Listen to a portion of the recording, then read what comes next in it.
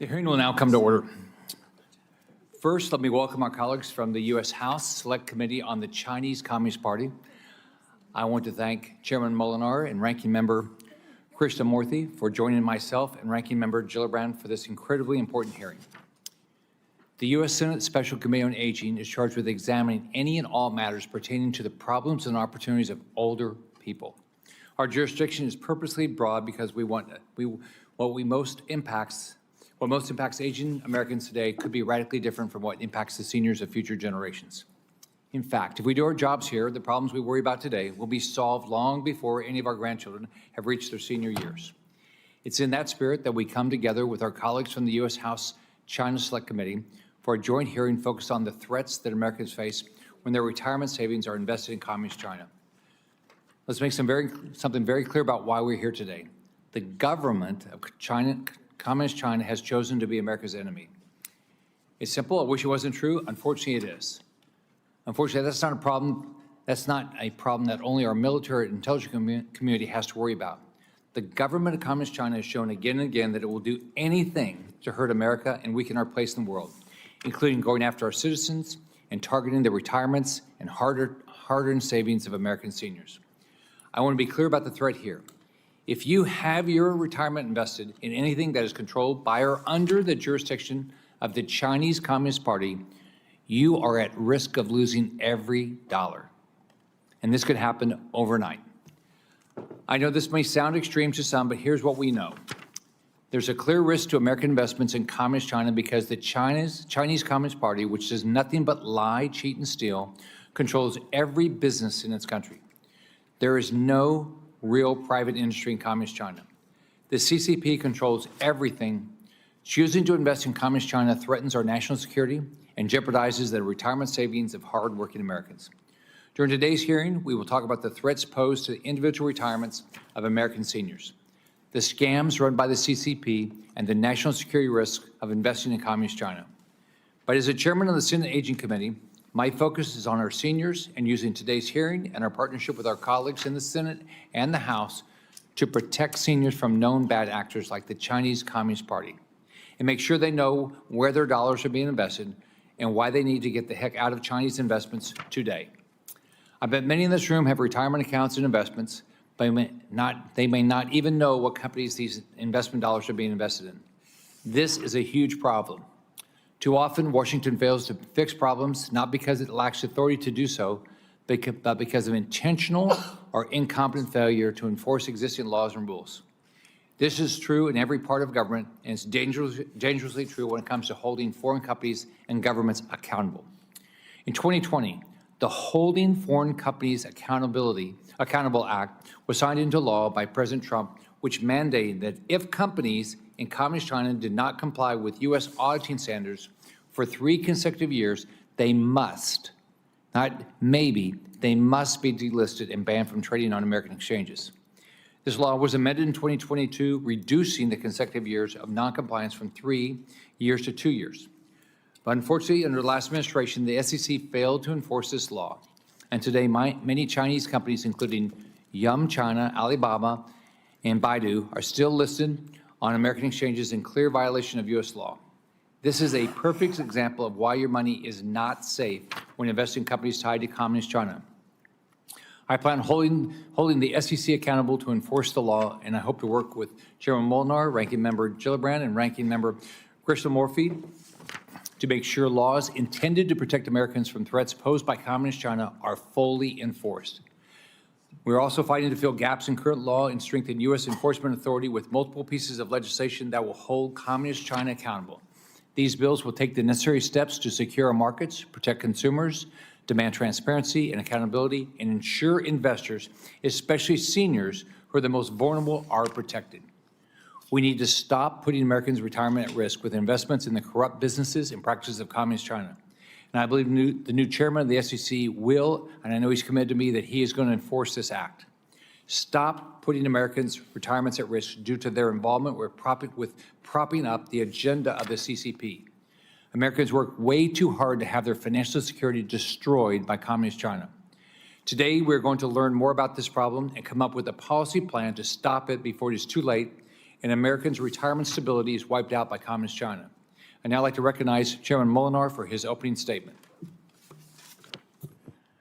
Thank you, Chairman Scott, and thank you for hosting us today. And I just appreciate all the colleagues from the House and the Senate for being part of this. This is a unique hearing, not only because it's bicameral, but because it reflects growing momentum in Congress to confront the growing risks to American investors and our national security.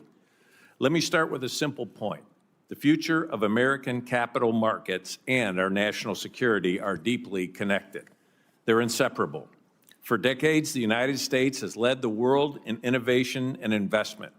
But today, that leadership is being challenged not just by market forces, but by a foreign adversary, the Chinese Communist Party. The CCP is actively using its financial system and state-controlled companies to infiltrate American capital markets. And while some might see that as just another investment risk, it's much more than that.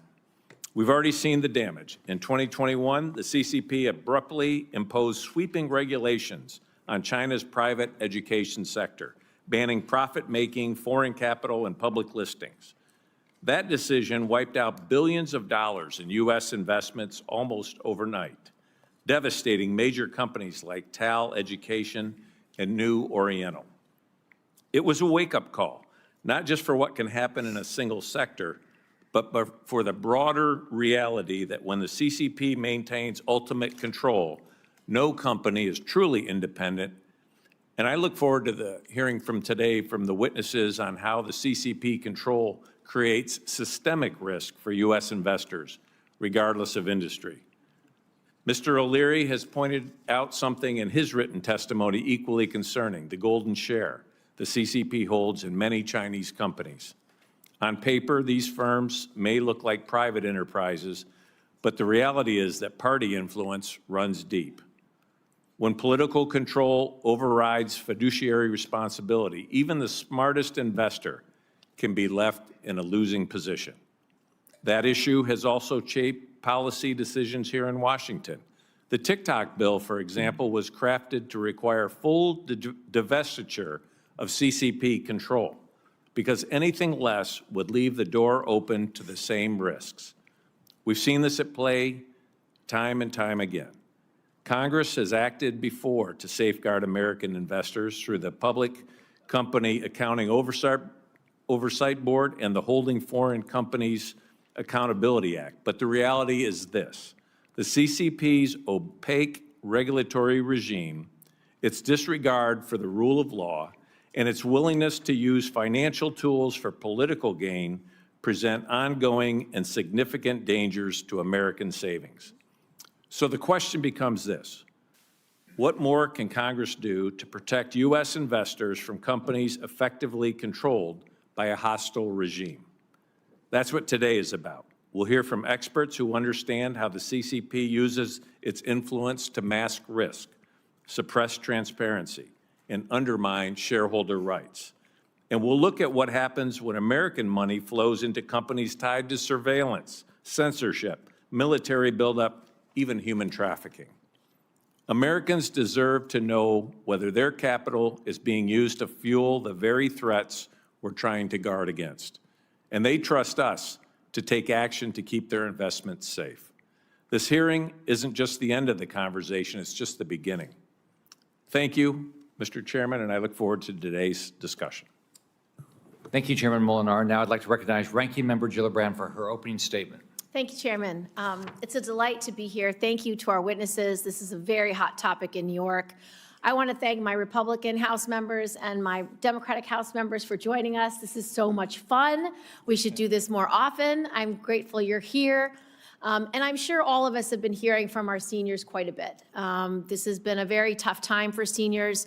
The stock market's ups and downs, losing over $1 trillion of wealth over the last few weeks. It's very anxiety-provoking for so many seniors. They worry about the fact that when they go to the Social Security Administration, they can't make a phone call to them, their phone calls aren't returned, they're on hold for 5 hours, multiple stories, problems with getting online access, just the list of worries go on. But the one issue that has provoked and upset and concerned my seniors the most over the many, many years that I've been on this committee is these online scams. The scams that are coming out of criminal networks worldwide are unbelievable, are heartbreaking, are horrific, highly complex. International criminal networks are going after our seniors because they know they're soft targets. They know that they are worth trillions of dollars, and if they can get underneath their skin, if they can get them to click on the right button, if they can get them to open a certain piece of mail, if they can get them on the phone and pretend they're their grandchild, they will be able to steal thousands and thousands of dollars. And the PRC, there's criminal networks in China that are so sophisticated that know this is where they can make millions and millions of dollars. And so I think this hearing is essential. I'm so grateful that we have bipartisan, bicameral support for figuring out how can we help law enforcement crack down more effectively on these international criminal networks that are targeting our seniors. The FBI indicates that seniors are disproportionately affected by frauds and scams with over $3.4 billion, B with a B, billion with a B, in scam-related losses for individuals 60 and over in 2023 alone. So we must understand the scope of this problem.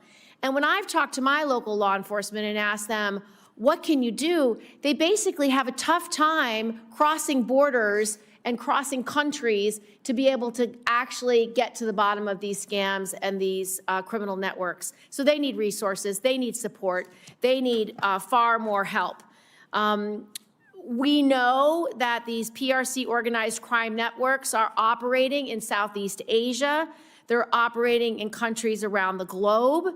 And they are able to create massive scams. One of the ones that Mr. Krishnamurthy and I were talking about was, I didn't ever heard this term, the pig butchering scam.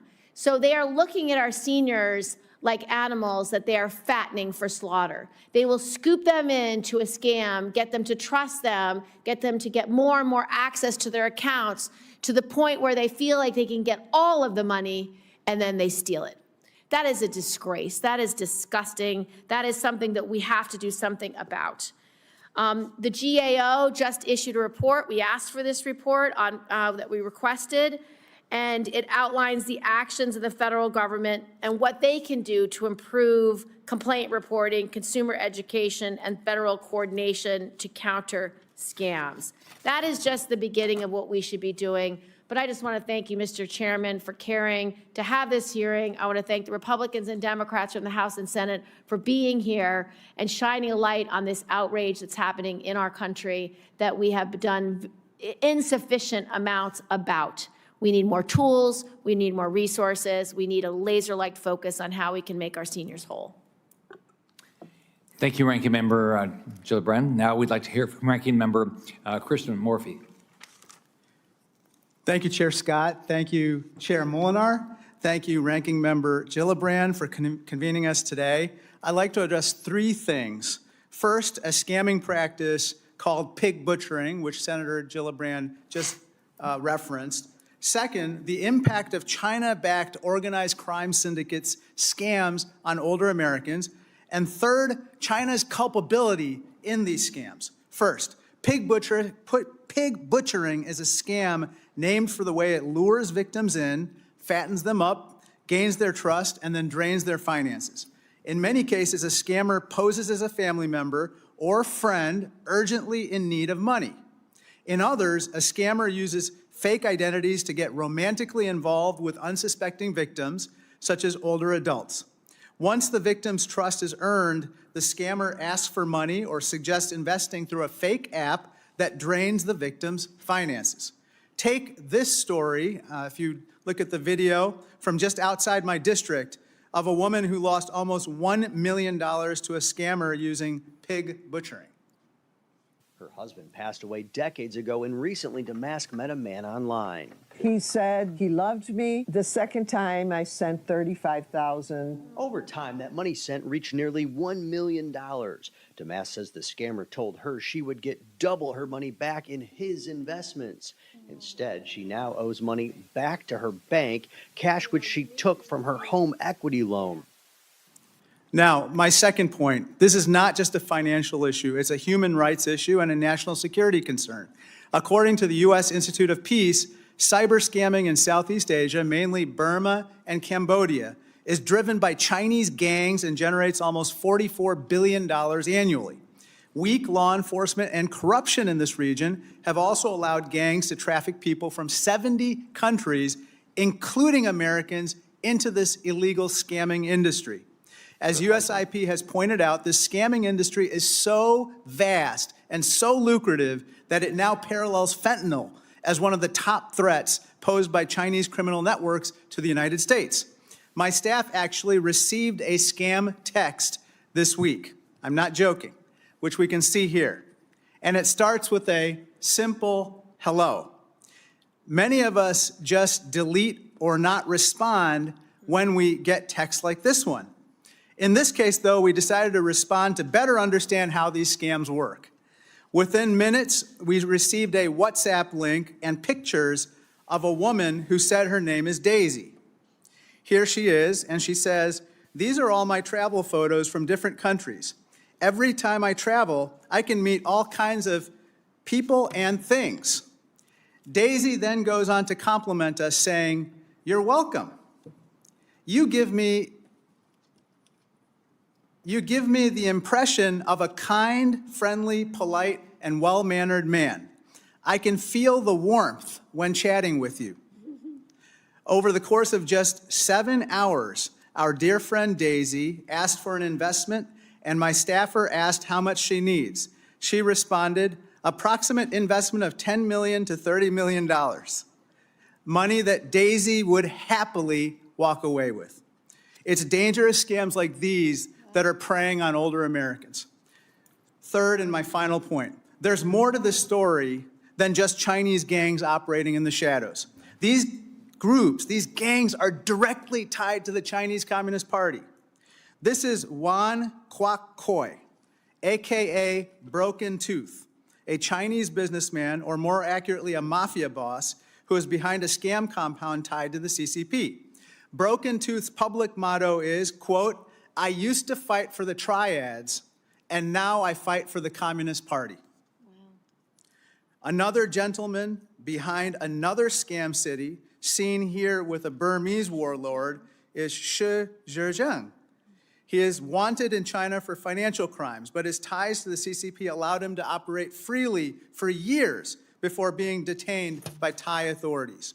China now seems to be taking some steps to reckon with this issue, but it's too little, too late. Like the fentanyl issue, the CCP turned a blind eye and has allowed this to happen.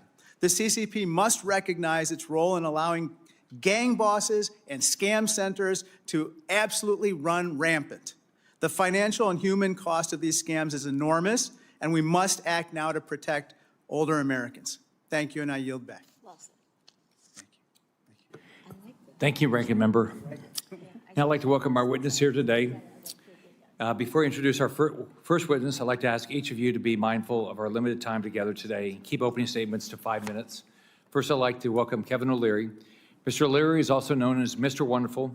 He's a business leader, investor, and known to millions of Americans for his role in the hit TV show Shark Tank. Most important to today's hearing, Mr. O'Leary understands the risks and threats posed by Communist China and why investing your retirement there is a bad deal for any Americans. Even though he was born in Canada, I'm proud that he has now caused the Sunshine State his home. Mr. O'Leary, thank you for being here today. You may begin your testimony. Chairman Scott, Molinar, Ranking Members Gillibrand, and Krishna, I'm getting this right, Krishnamurthy, members of the Senate Special Committee on Aging and the House Select Committee on the Chinese Communist Party, thank you for inviting me to participate in today's important hearing. I want to use my opening statement to shine a light on an issue that impacts millions of American investors, many of whom have invested their retirement funds in the equity markets. The threats posed by the Chinese Communist Party I will discuss today impact anyone and everyone like me who has tried to do business in China, everyone that invests in the stock market, anyone that invests in passive investment vehicles like international index funds or mutual funds, any retail investor that invests in Chinese companies, anyone who invests internationally in emerging markets like China, and everyone with a 401k plan or pension invested in international index funds. I have nothing against the Chinese people. Their contributions to science and art over the millennia are well documented. It's their government I take issue with. In my opinion, since joining the WTO in 2000, the Chinese government has never played by its rules. This has led to the CCP to passing various laws in the realm of cybersecurity, espionage, intelligence, and beyond, and other mechanisms to control its corporations, industries, and business partnerships, all to the detriment of U.S. investors.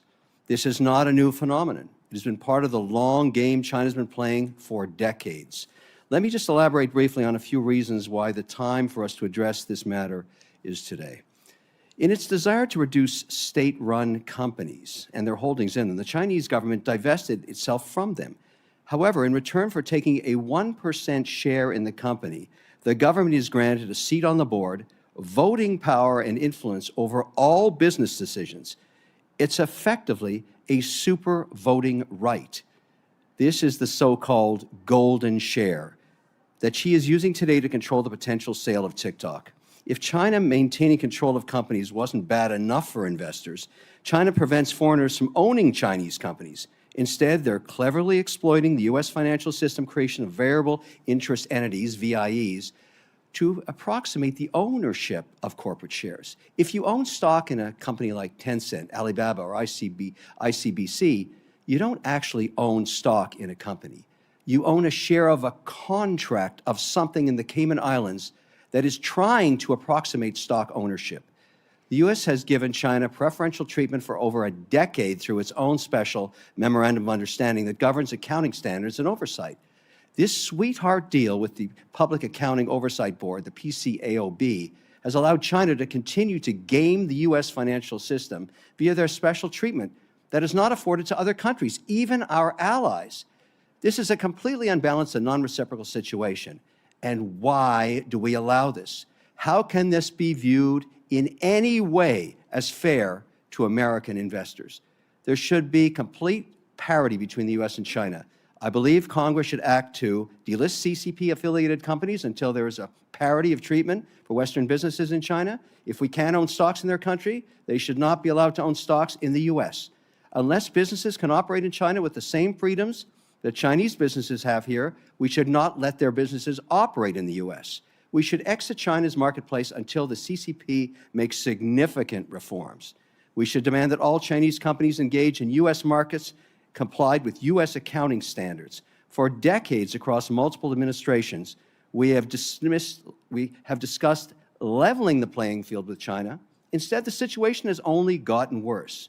Make no mistake, I want to do business in China, as so do millions of other investors and companies.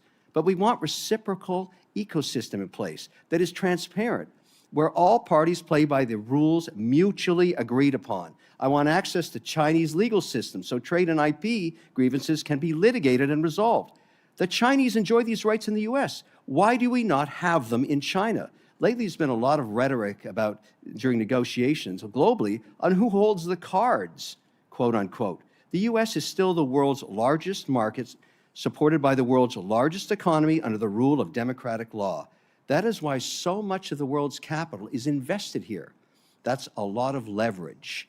Let's fix this Chinese problem while we still hold the cards. I look forward to a robust conversation today and answering any questions you may have. Thank you. Thank you, Mr. O'Leary. Now I'd like to welcome Christopher Icavella.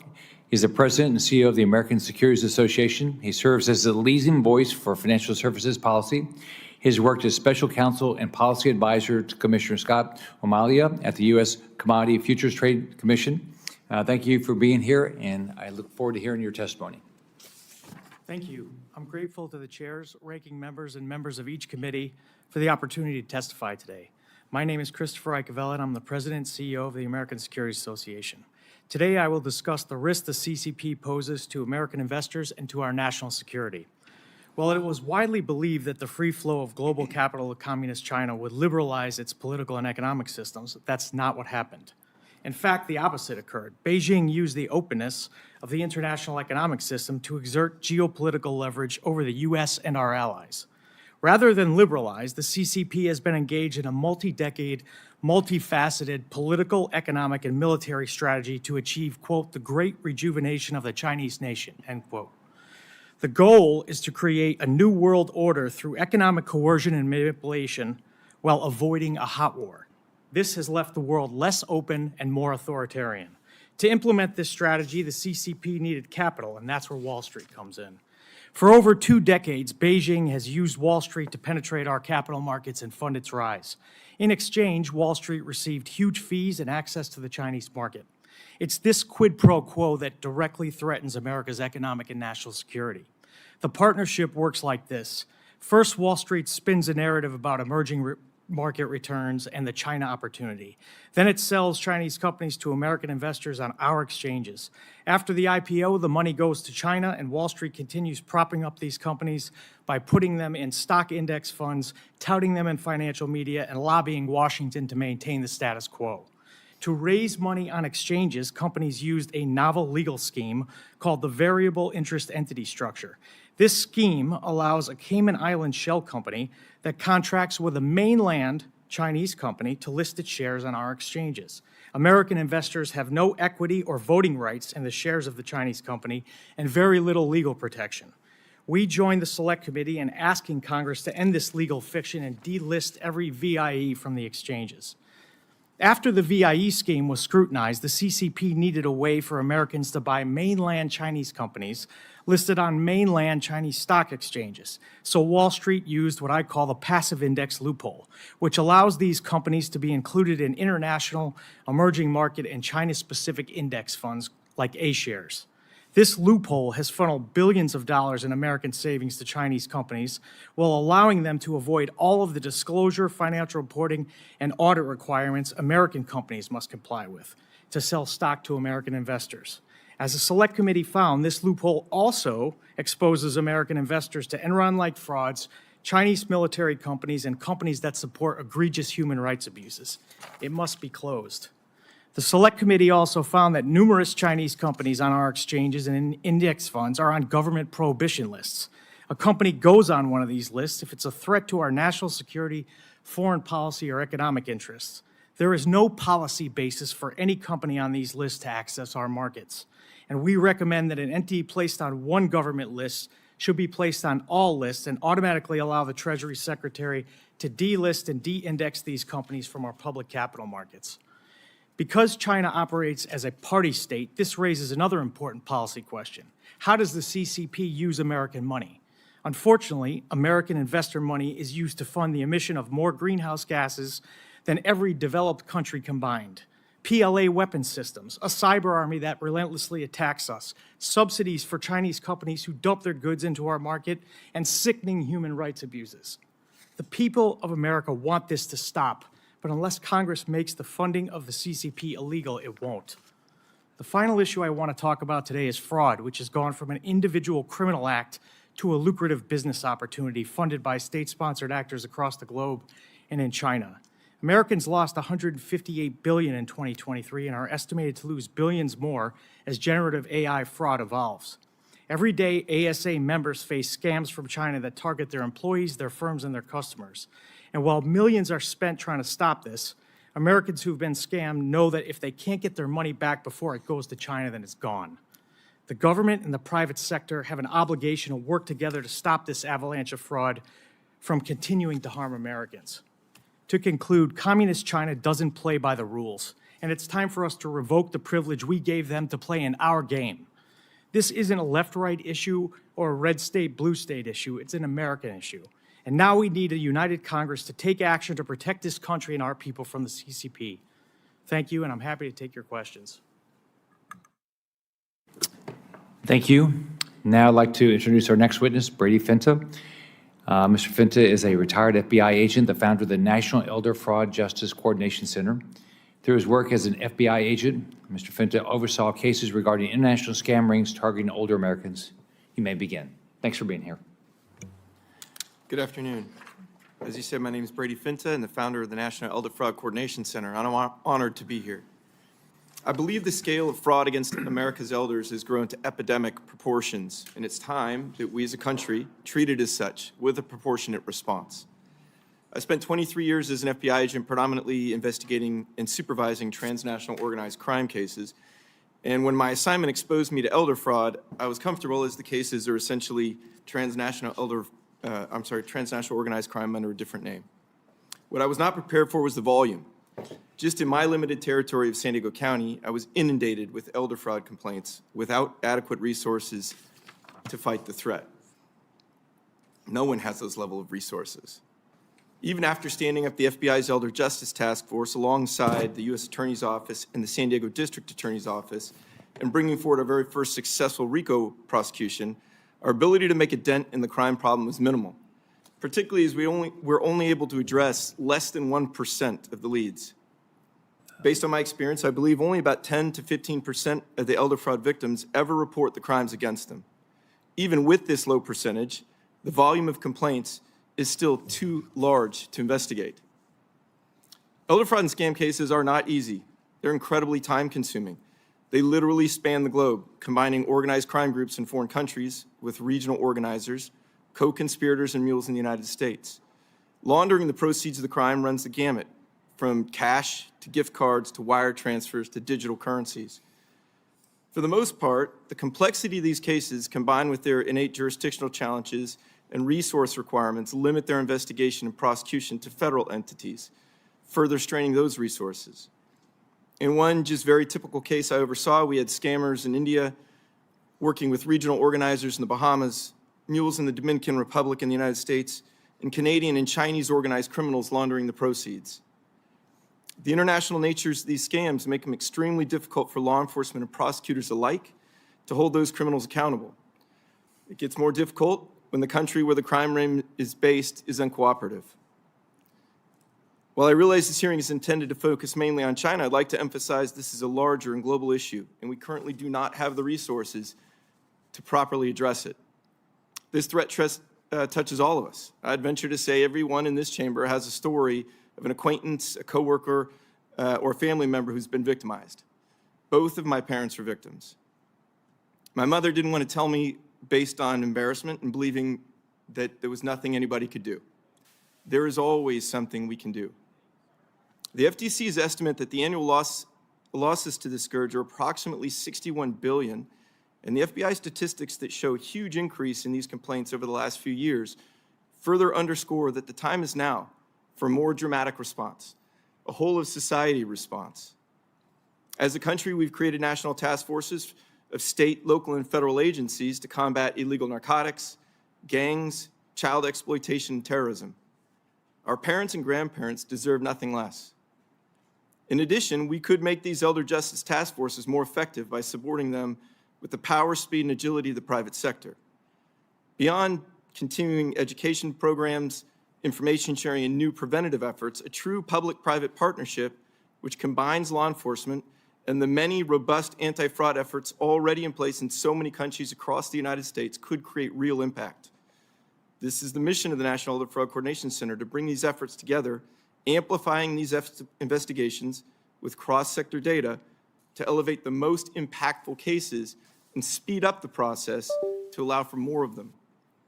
Our founding members at AARP and Amazon, Google, and Walmart are dedicated to the idea of pooling these resources together for this worthy cause. And our partnership with the National Cyber Forensics Training Alliance offers the opportunity for hundreds of other companies to do the same. I thank you for your time and attention on this important issue, and I look forward to answering your questions. All right, I want to thank each of the witnesses for being here. Now we'll go through, start asking some questions. Let me start with Mr. O'Leary. So can you explain this idea that Chinese companies, American can buy into make an investment in a Chinese company, and we have no idea whether their financial statements are accurate because they don't have an obligation like American companies do to comply with general accepted accounting principles. And our SEC has not enforced rules which would require any American company to comply, but not for whatever reason Chinese companies don't have to. And what's the risk to an investor? No transparency. regulations in the U.S. and the regulatory environment and the bodies that enforce it have created the most successful capital markets on earth. More than half, or almost 60% of the world's capital is invested because of the rules put in place for transparency and appellate courts and everything that makes these capital markets work in the United States. And yet somehow, and I'm calling foul as an issuer of securities that's forced by these regulations that I abide by for obvious reasons and want to. I want to be compliant. But I also have to bear the escalating costs each year, which are millions of dollars to be compliant. And yet I look right beside me on a listing and I see a Chinese company that is completely ignoring these regulations and suffers no outcome at all. There's no consequences. And I understood the law gave them 36 months for compliance, and then it was adjusted down to 24 months, and still they're listed, and still I have to compete with them to raise capital. And they don't even have to pay the compliance costs. I mean, what's wrong with this picture? How can this possibly be going on? And I'm so excited that finally this is getting national focus. This is absolutely outrageous and unfair. And we're letting them take this capital if they raise in these markets, that we can't do the same thing there, we can't litigate there, we can't protect our IP there. They use the courts, the American court system, to litigate my companies after they steal the IP and knock the product off. And I can't do anything about it except come here and say, wake up. Like, this has got to stop. It's got to stop, and they have to pay the consequences. There has to be consequences. I would be in a federal jail doing what they do in terms of not being transparent on their quarterly statements. There's no way this can go on. So the Securities and Exchange Commission requires a company that wants to be sell stock to the public to provide disclosure of anything that's material. On top of that, they require them to give audited financial statements, right? Right. And that's what you have to do, right? And I also have to disclose if I have a super preference share. It has to be disclosed that one individual controls the entire outcome of the board and the company. Who would want to invest in a company like that? Do you think I could raise any money if I disclose that? As I have a golden share in my structure that only I can decide all outcomes on every single issue? The board is irrelevant. That's basically what that share is. Could I even compete? And I bet you there are hundreds of companies that have not disclosed that, listed in America today on the NASDAQ and the NYSE. Why are they trading? I can't do that. How come they can? They gotta be, listen, if you think that's okay and you want to invest in a company where one individual has a super golden share, go ahead. The chances you go to zero are very high, because that person may not have any governance or any momentum or any consideration of the rest of the shareholders. That's why we don't allow this here. And that's why we're the most successful capital market on earth, because investors feel confident there are no golden shares on the balance sheet, because the board would enjoy time in a federal prison if they tried that. And we don't do that to the Chinese, and it's just got to stop. So number one, they're not complying with SEC rules. Number two, they're not complying with exchange rules. And number three, anybody that's taken them public, all right, they can't comply because they can't disclose anything material because there's not enough information, right? Why wouldn't you put consequences on those that facilitate this? I would love to pour boiling oil over my competitors that are not being compliant. That's why we have competitive markets.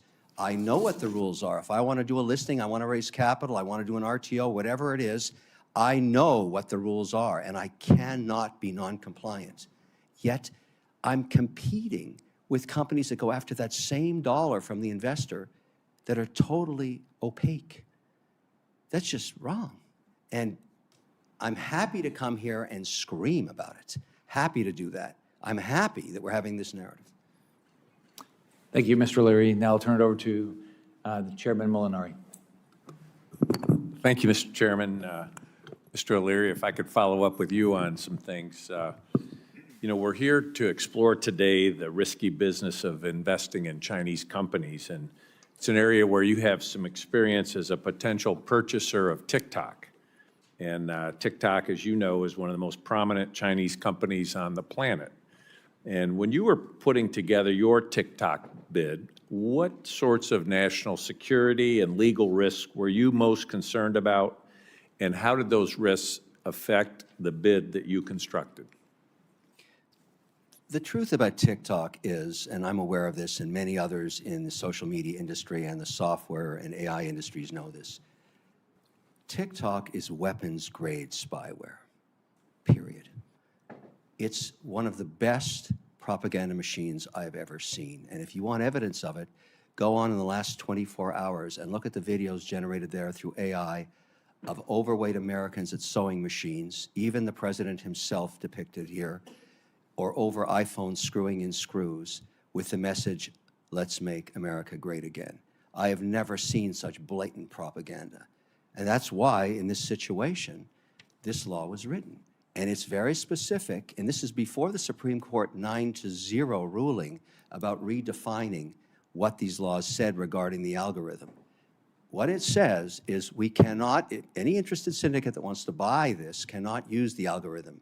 That's the plain language. And then further defined with higher resolution on the top paragraphs of page 5 of the 9-page ruling from the Supreme Court, 9-0, very definitive, no algorithm. Now, many syndicates have been formed with the idea of leasing the code, leasing the algorithm, buying the algorithm, fixing it, putting it on an American server. What everybody was looking for in the capital markets was a definition of whether this was even possible. Would you write an indemnification?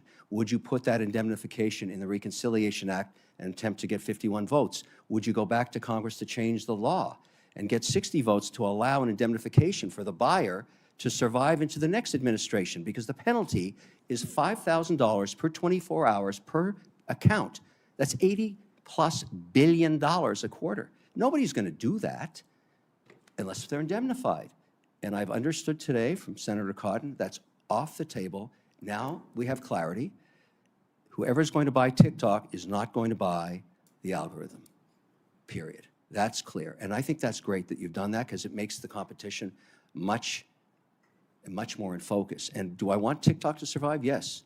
I'm an advocate, as you know, for small business in America, companies between 5 and 500 employees, very successful platform. Over 7 million families make their living on TikTok. It's the lowest customer acquisition cost vehicle in America. It's a great competitive product when it's used properly. I'd love to be part of the syndicate that buys it. There's no question about it. But I'm also an advocate for these small businesses because they create 62% of jobs in America. They are the American economy. I'd like to see this product survive. Happy to play by the rules, 100%. Can I just follow up with you? You talked about the golden share, and I'd like to hear a little bit more about that. And relative to TikTok, does Xi Jinping have a golden share in ByteDance? Ask yourself why, when we're talking about buying TikTok, we're not talking about the shareholders of the company that own it called ByteDance. They seem to be irrelevant in this negotiation. There is only one narrative that matters. Every buyer knows this. What is Trump, President Trump, going to do with Xi on TikTok? 100% he has a golden share. There's no other way this deal's getting done. And I think that's the case for hundreds of companies that have raised capital in the American markets.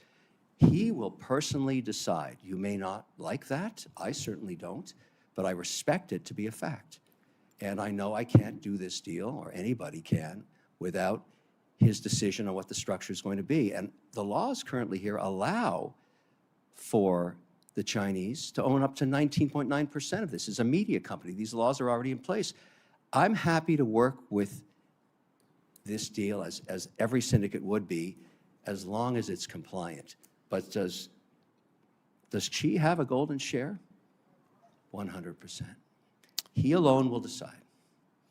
Thank you very much. And with that, I'd like to call on Senator Gillibrand. Thank you very much, Mr. Chairman. Appreciate you very much. For Mr. Finta,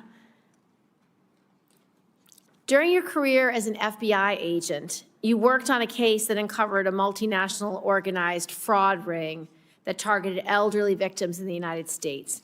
Your testimony notes that it is extremely difficult for law enforcement and prosecutors to hold these transnational actors accountable due to the lack of coordination and resources. What do you think should be and could be done to combat and investigate these frauds and scams that target our older Americans that are perpetrated by these international criminal networks? I appreciate the question, Senator. When I said before there is something we can do, I genuinely and truly believe that. We have amazing power here in the United States and opportunity, not just within law enforcement in our government, but in our private sector. Truly, even during those transnational organized crime cases, and pretty much every single one of them involved criminal enterprises overseas with co-conspirators in the United States, our private sector holds the data that we need for that evidence, for the investigation, for the intelligence. Now, of course, it's available by subpoena. It's available by a lot of hard work and a lot of agents coming together over sometimes years to work these cases, which essentially defeats us from getting a lot of progress against a threat like that. Yeah. Not enough cases, not enough agents. Now, if we got to the point where we have in other instances, for example, our JTTFs, our Joint Terrorism Task Forces, where state, local, federal agencies are working together with representatives from the private sector to share information and to advance these cases to the point where they become effective and we can do more of them.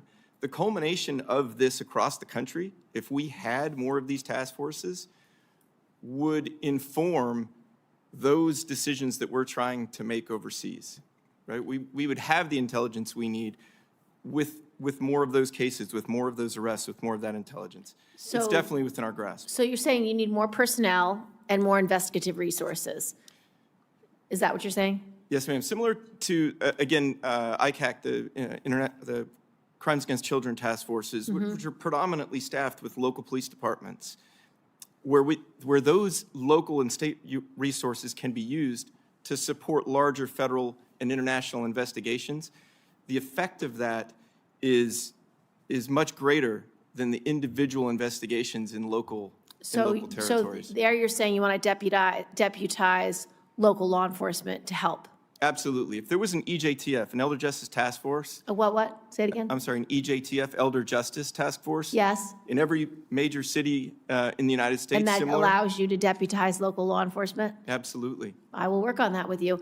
What about tech? Do you have the appropriate technology? A lot of these scammers rely on voice recognition systems. They do deep fakes for voice, deep fakes for photographs, deep fakes for bank accounts, a letter from your bank saying, oh, you need to update your password. I mean, they're very sophisticated. Do you have the tech you need? Do you need a technology support? And again, I'll remind the chamber that I'm retired from the FBI. And the FBI does grow and change every single day, but it is the government. That's why I think it's so important for that relationship and partnership with the private sector to bring cutting edge, current tech from those companies in on this fight. And I think it's a good option that would replace huge results. If we brought tech companies, banks, retailers, and telecoms together, stacking that sort of evidence and intelligence would create an avalanche of positive cases and intelligence. Mr. Icavella, what steps should Congress take to address continued investments by PRC companies by state and local pension funds? And are there any scenarios where the fiduciary duty owed to the pension funds may conflict with the national security concerns at a federal level? I think Congress should take steps to ban PRC investments. I think that the fiduciary duty that's owed to the beneficiaries is very difficult to comply with because diligence in that country is non-existent, and you don't know whether or not the financial reporting, as Kevin said, is actually true and accurate because the Chinese Communist Party will assert a state secret or a national security privilege when you try to do an audit. So that's why I think they should be banned. Thank you. Thank you, Mr. Chairman. Thank you, Ranking Member Gillibrand. Ranking Member Krishnamurthy. Thank you, Mr. Chair. Let's first take a look at some of these scam factories in Southeast Asia. Many of them are in Burma along the border with China. Mr. Finta, the FBI understands from Thai intelligence that these centers are a haven for Chinese mafia engaged in fraud and criminal acts, right? Yes, I believe that is true. And the CCP could work with local authorities in Burma to shut them down, but for years, CCP inaction allowed the syndicates to flourish, right? Absolutely. And as long as these centers, these scam factories, continue to operate, these scammers will continue to target older Americans, right? No doubt. Let me turn to my next topic. It may not come as a big surprise, but the pictures that elderly Americans are getting scam texted every day are not actually of the people texting. On the Chinese internet, criminals steal hundreds of photos of real people from their social media accounts and then impersonate them with their stolen photos. So Mr. Finta, as you can see behind me, you can buy packages of hundreds of these photos for just 80 yuan, which is about $11, right, on the Chinese internet? Yes, sir. And using these fake personas, Chinese cyber gangs then target older adults and convince them to drain their savings. The CCP says they can't go after the scammers themselves since supposedly the scammers are seeking refuge in Southeast Asia. But Mr. Finta, websites like these, where scammers sell photos of unsuspecting young women, are Chinese websites, right? I believe that is true, sir, and it is common among the transnational organized crime groups to sell all kinds of information back and forth between different groups for different levels of exploitation. And the CCP could, with a flip of a switch, take these down, right? I don't know the technical side behind that, sir, but I think they have great capacity to impact that. So the CCP could stop this, but they are not. And through their inaction, they're complicit in the bankruptcy of countless older Americans, right? I don't disagree with that, sir. Now I'd like to turn to my last topic. So I want to turn your attention to a surprise guest witness, Daisy, who I mentioned in the opening. I had the chance to actually video chat with her yesterday, and she even gave me a compliment. Can you play the video? Yes. Can you see me now? Hi, Daisy. How are you doing? Well, it's nice to talk to you. As you can see, Daisy is pretty convincing and engaging, likely enabled by AI, live face filters, or deep fakes. The conversation quickly switched to investment. I had a question for her. I said, how much do you want me to invest in gold? Can start with a small amount, right? You can start with $100 or $500. That is up to you. You know what I mean? This is how people in scam compounds prey on older adults. The scammers start small and gain the victim's trust, then butcher them for their life savings. I then asked plainly, is anyone making you do this? Her response was not pretty. I asked you to do it, and no one asked me to do it. I just tried to do it by myself, to make a profit by myself. You got it? We then gave up the jig, and I asked her if this was a scam, but it did not end well. Is it a scam compound? Your mom is a scammer. Stop it. They can help you there. They can help. Not happy.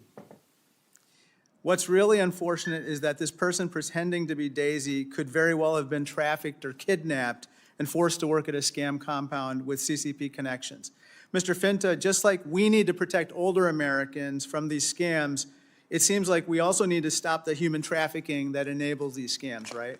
I couldn't agree more. And honestly, if we worked together as a country and we put all those resources in one basket, we'd have a lot more effect at making that happen.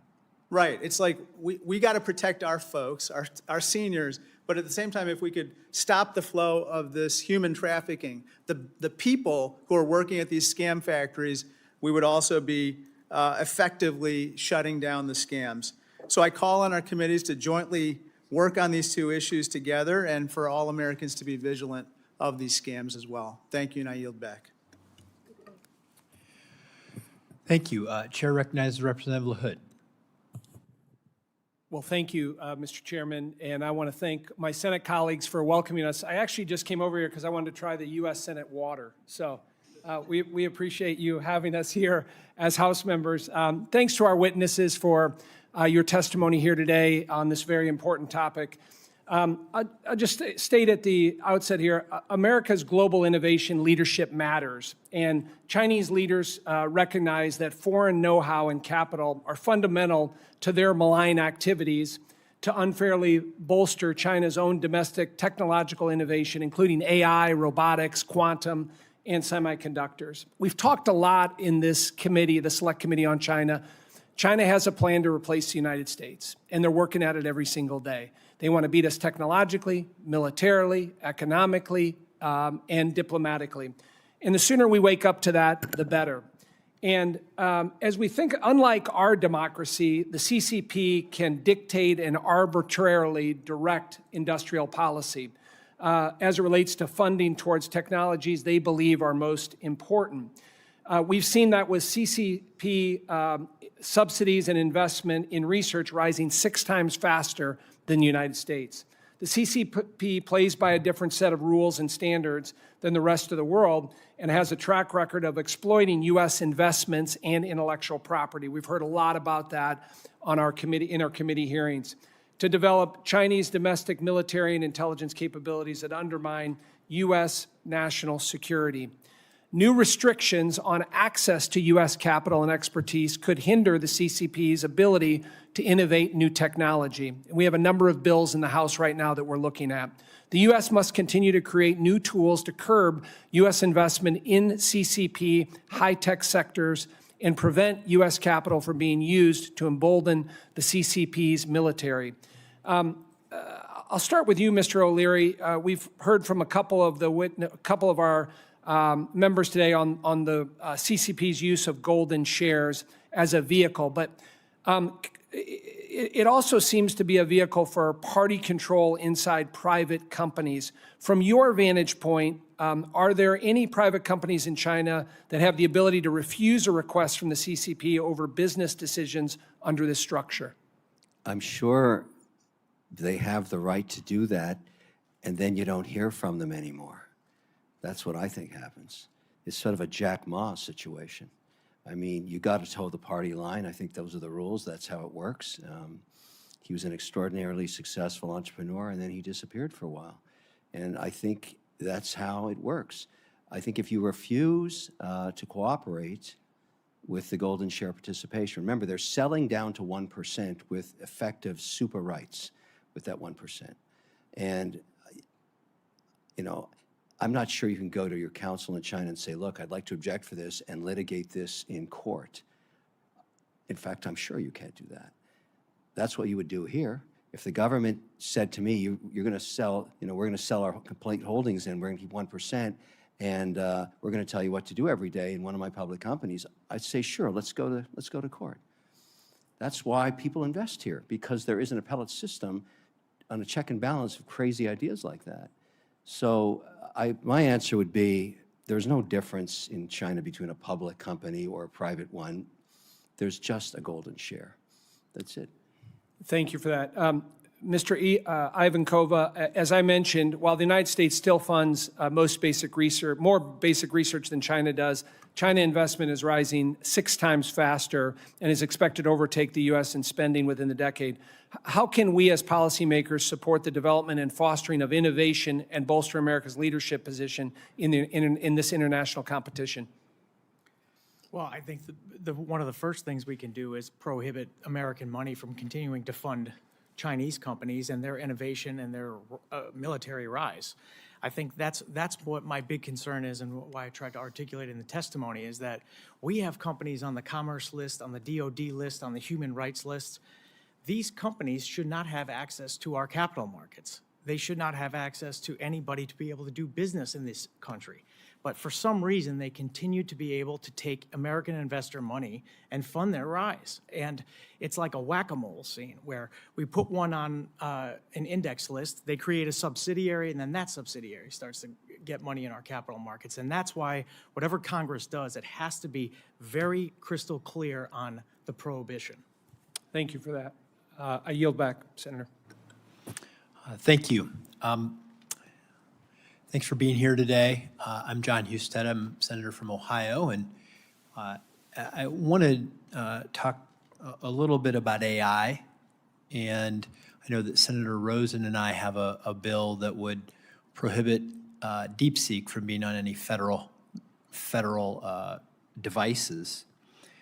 But I have, grown concerned about how, we talk about the scams with seniors, and certainly foreign adversaries like China are exploiting our freedoms. We allow these technologies to freely flow inside of America while they prohibit those same kinds of technologies from being available to their population. And Mr. O'Leary, I know you have a lot of experience in looking at these investments in China and abroad.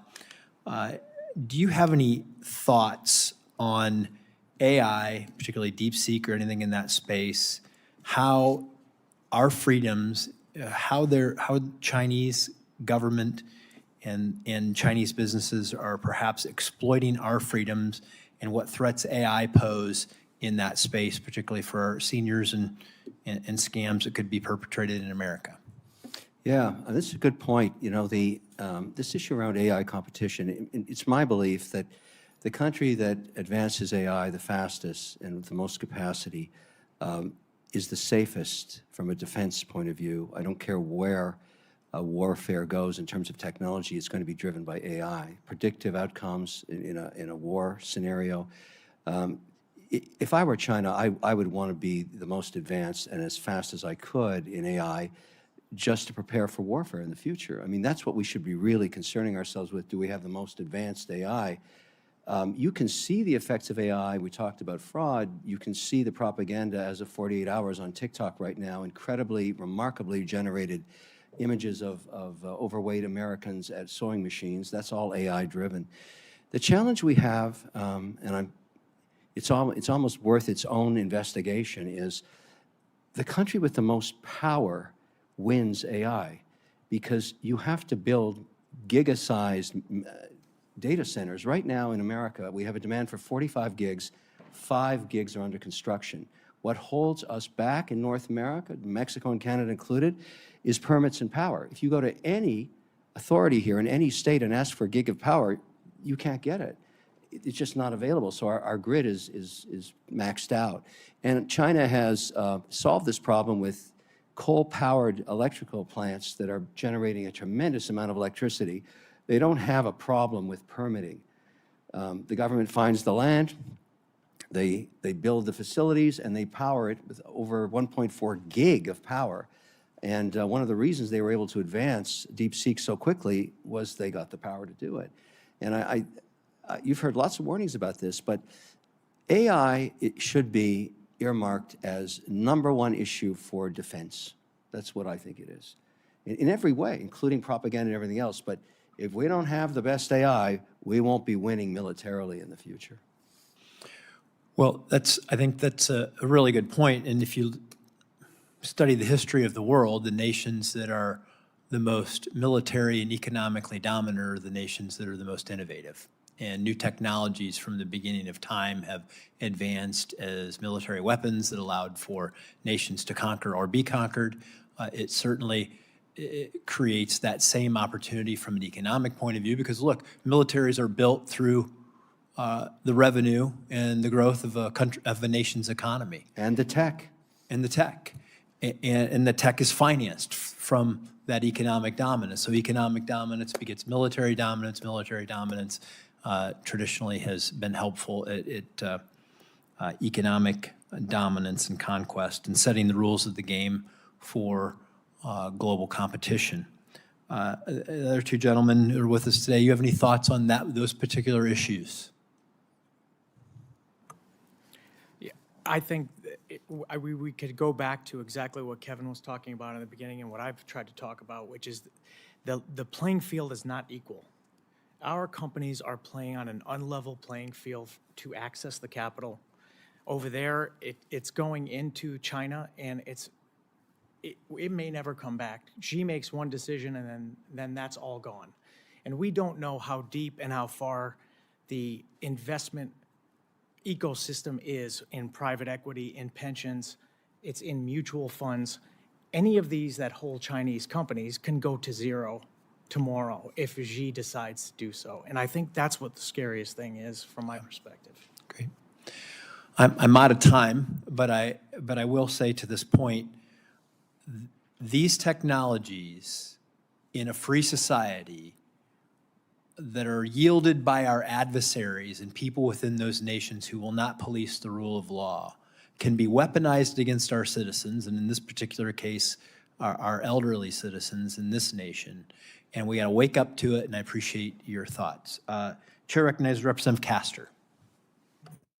Thank you, Mr. Chairman. Thank you to the witnesses for being here. And I want to apologize if I've been kind of squirming in my seat. I'm just like our neighbors and small businesses across America are suffering whiplash right now because of the economic chaos that has been inflicted upon us by the White House and the President over the past few weeks regarding import taxes and just the sheer chaos of not knowing what is coming next.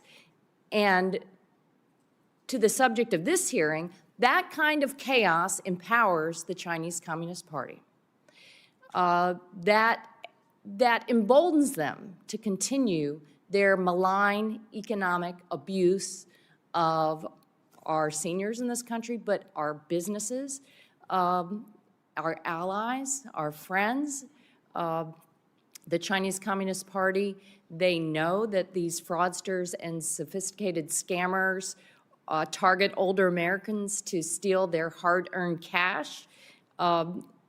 It's especially poignant in a state like Florida, where 20% of the population over 65. In the latest report to Congress regarding the protection of older adults, the Federal Trade Commission stated that older adults reported losing more than $1.9 billion to fraud in 2023. That's just the cost of the reported cases. The vast majority of frauds are not even reported. I heard you, Mr. Fenta, talk about your mother, your parents. I hear these same stories from my mother and her friends. They just feel like they're over the barrel, that they are being preyed upon. They're not exactly sure what's coming at them next. They want help.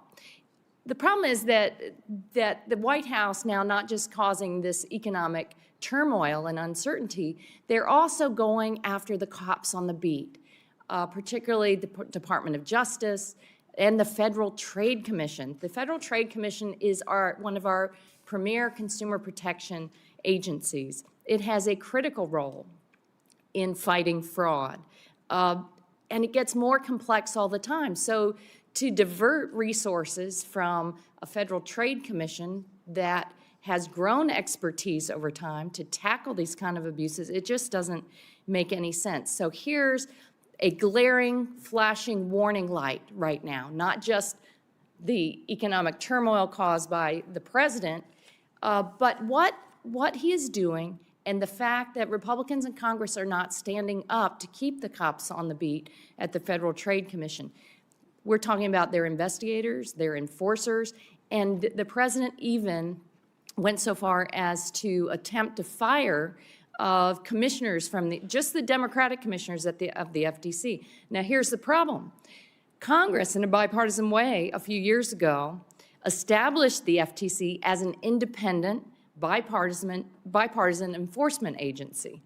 They have a long history of defending consumers. So when you take the cops off the beat and then you say, well, the FTC, we don't even want you to operate, then you're just hamstringing our own selves, our ability to counter the CCP and all of their malign efforts. So, Mr. Fenta, you, in your testimony, you said, and your exchange with Senator Gillibrand, you said, we need to double down. We need to recommit through the Department of Justice. And wouldn't that include the Federal Trade Commission, too, where we have experts that are ready to go on task and work to counter the Chinese Communist Party and their fraudsters?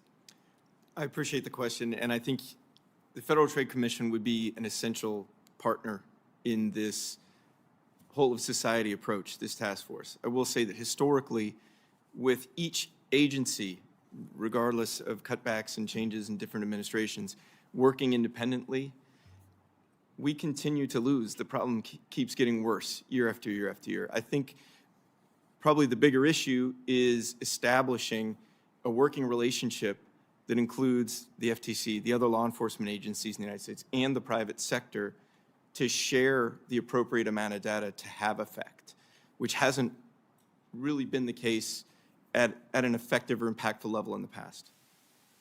I agree with you, and I salute you. Thank you to our witnesses for being here and helping us to call out these scammers, these fraudsters. We all have to recommit and definitely not take the cops off the beat and create economic turmoil that pushes people into the arms of the Chinese Communist Party. I go back. Thank you.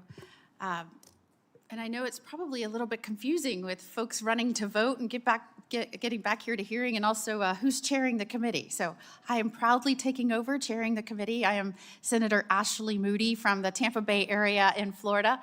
Like my House colleague who also represents the Tampa Bay area, it's really great to have you here. I was an attorney general for a long time in Florida, and one of the things that I worked hard against were the scams that were affecting our senior citizens. It was one of my top priorities.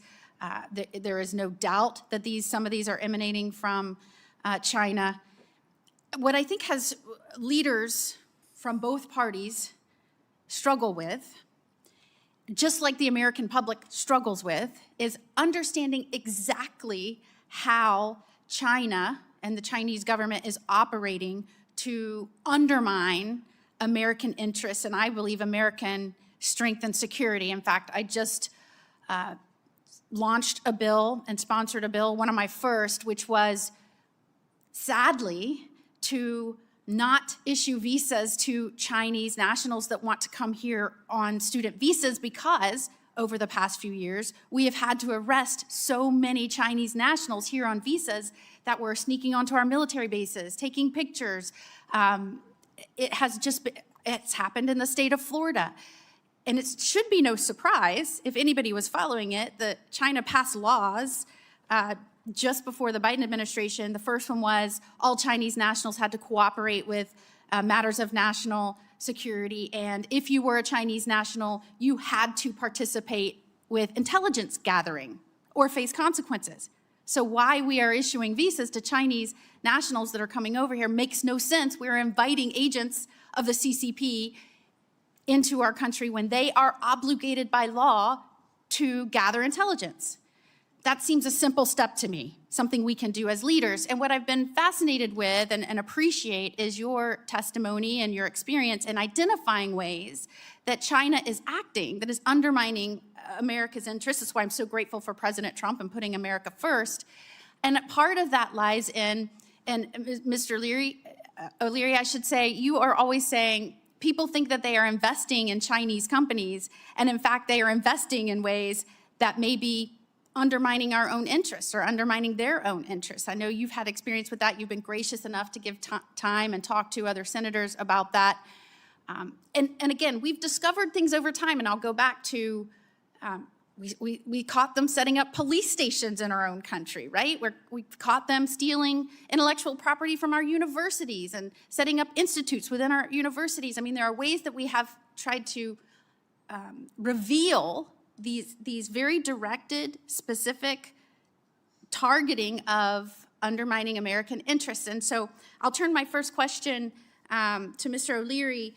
You have discussed how American investors essentially own nothing in China and how the CCP government maintains an ultimate veto over its companies. In your view, what efforts can we do to convince our colleagues and the American people that the government of China cannot be trusted as long as we're willing to tolerate the totalitarian regime in Beijing?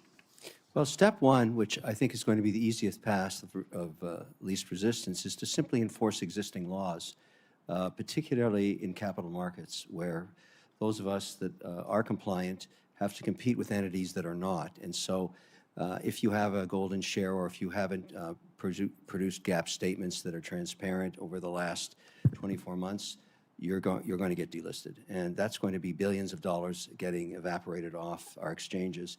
And that, I think, is a wake-up call to China, which really, if you think about it, wants to become the 8th member of the G7, so the G8. They want to play with the big boys. They're going to have to play by the rules. Everything stems from capital. You can't build an economy all on your own. You have to get access to capital. And we have provided an amazing platform for China to tap into the world's greatest economy from a consumer basis where they can sell their products, and also the rule of law to raise capital. And that has not been fair. It's not been a level playing field. Just to be sure, I actually want to invest in China, and I want to compete in China, and I want to be able to sell products to Chinese consumers. I've got nothing against Chinese consumers. I feel that American technology and innovation can compete anywhere, and I just want to compete on a level playing field. We need to impose a level playing field. And the only way to do that, after watching for 20 years and multiple administrations, not only here domestically but internationally, nobody has called them to the rug. Nobody has said, okay, you're not complying, and all they've been taught from us is there's no consequence. You can do whatever the hell you want and you don't pay the price. That is what our message has been for 25 years. And I'm only asking as one voice, when is this going to change? I mean, when? Because if it doesn't change now, they're going to continue to take advantage of us in every way possible, including IP theft, which I bet you, and this is a personal opinion, you give me any Chinese technology that's advanced and you reverse engineer it, I'll show you American code from some decade, as many 40 years ago. I swear to you, I believe that. And we never did anything about it then, and we're not doing anything about it now. We're here to say it's got to stop. We're the guys in the front line. We're dealing with this. You've heard my colleagues talk about this. It's just not fair. And I'm just asking for you to impose the existing laws. If you do that, believe me, those boys are coming over here on an airplane. That's what's going to happen. You can't cut off people from the United States market, the largest on earth, and capital markets without a consequence. Well, we appreciate you certainly being here and being a part of this process where we are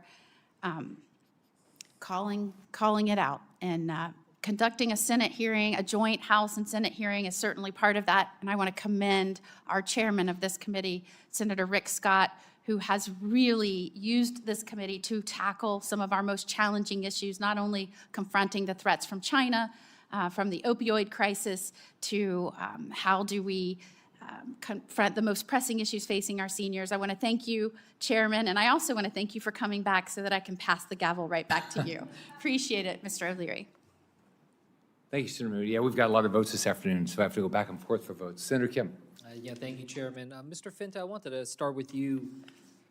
As I was preparing for this hearing, I was trying to get a sense of just the magnitude of the problem that we face, and I think every single one of us realizes that we don't know the full extent and scope of what we're dealing with. And I thought, in fact, your testimony, approached this with a sense of humility. You said, I believe only 10 to 15% of elder fraud victims ever report the crimes against them. I guess I just wanted to start, based off of your experience, are there any best practices that you have seen, or are there certain types of steps that we should be taking to make it easier for the reporting, or try to have a better handle, try to better encourage people to come forward, but also making sure that we know what we're actually dealing with?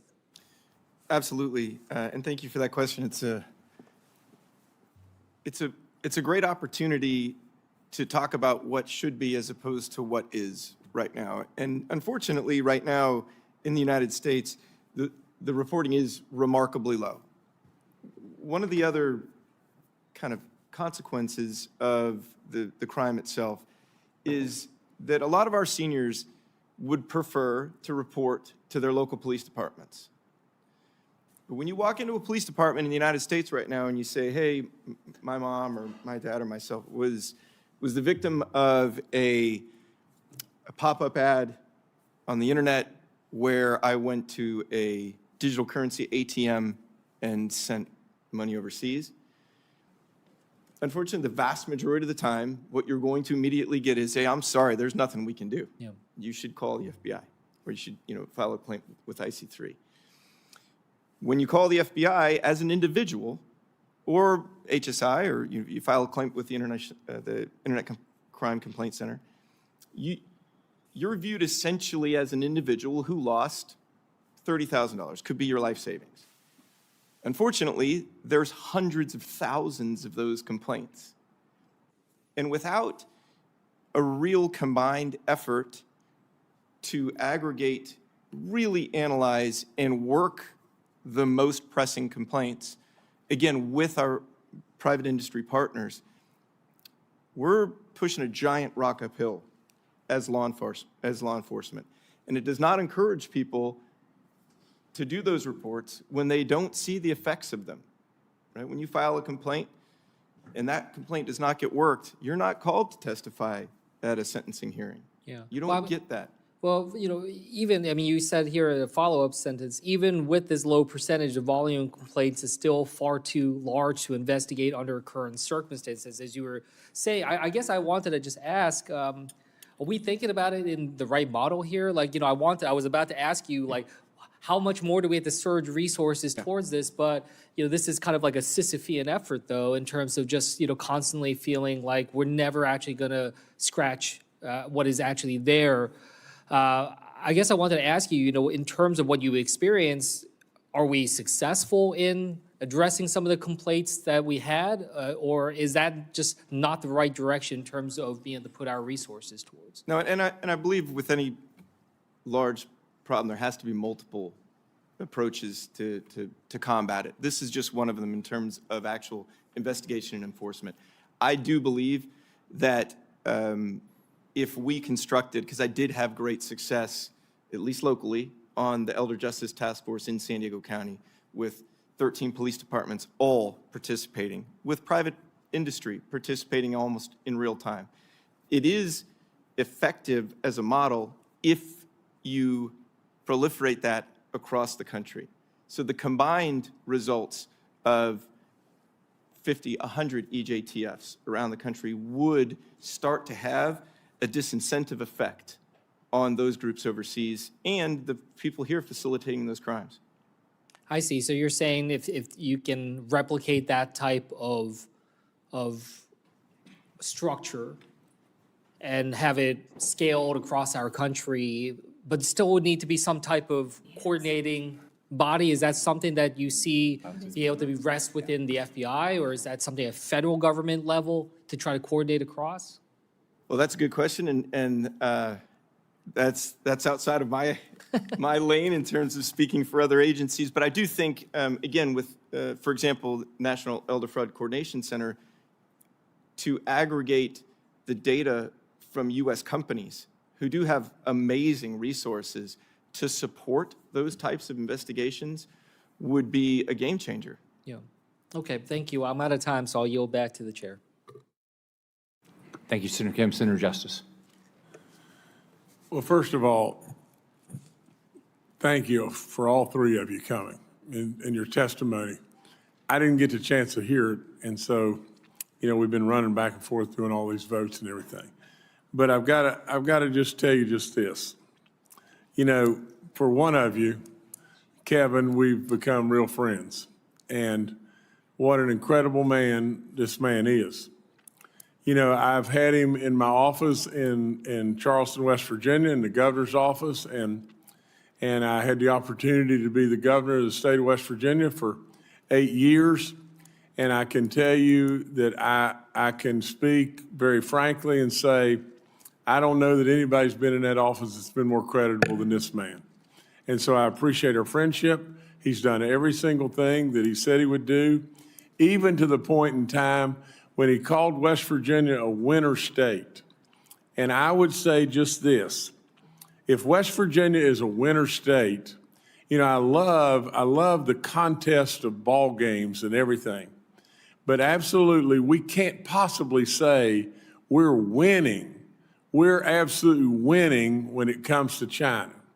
I don't see how anybody can say that and say that in a fair way. Now, I can honestly say just this too. One of his companies, Prime 6, and I hope I'm not stepping out of my bounds and everything, but he came and in November of last year, we were sitting, in a location in Fairmont, West Virginia. And he said, we're going to make this a go. We're going to make it a go now. And I think they're scheduled for June, from November to June. And absolutely, they're pulling it off. And so, like I said, as far as credibility, he has not only my vote, but many, many, many in the great state of West Virginia. So with all that being said, Kevin, as your friend, I would just ask just this, because we've got a lot of elderly people in West Virginia, and those retirees are absolutely being bombarded in a lot of ways. I thank you for bringing awareness, all three of you, awareness to a real problem in this great country that we know about, but we don't seem to do anything about it. Kevin just a minute ago said just that. We know about it. For God's sakes a living, this can't be that hard. We know about it, and we don't do anything about it. Well, I really don't get it. Like I said, I'm a new kid on the block here, but I'm a kid that abounds in common sense and logic and goodness and truth. And so I've got just one question, and it's just an echo of the same question, but it just basically says this. It says, the lack of transparency, financial representation, ties to human rights violations, and scams are just many of the reasons why investing in Chinese companies has become a real and unique threat. What can individuals in West Virginia, the residents of our great state, do to help protect themselves and their retirements and their pensions and from these financial threats?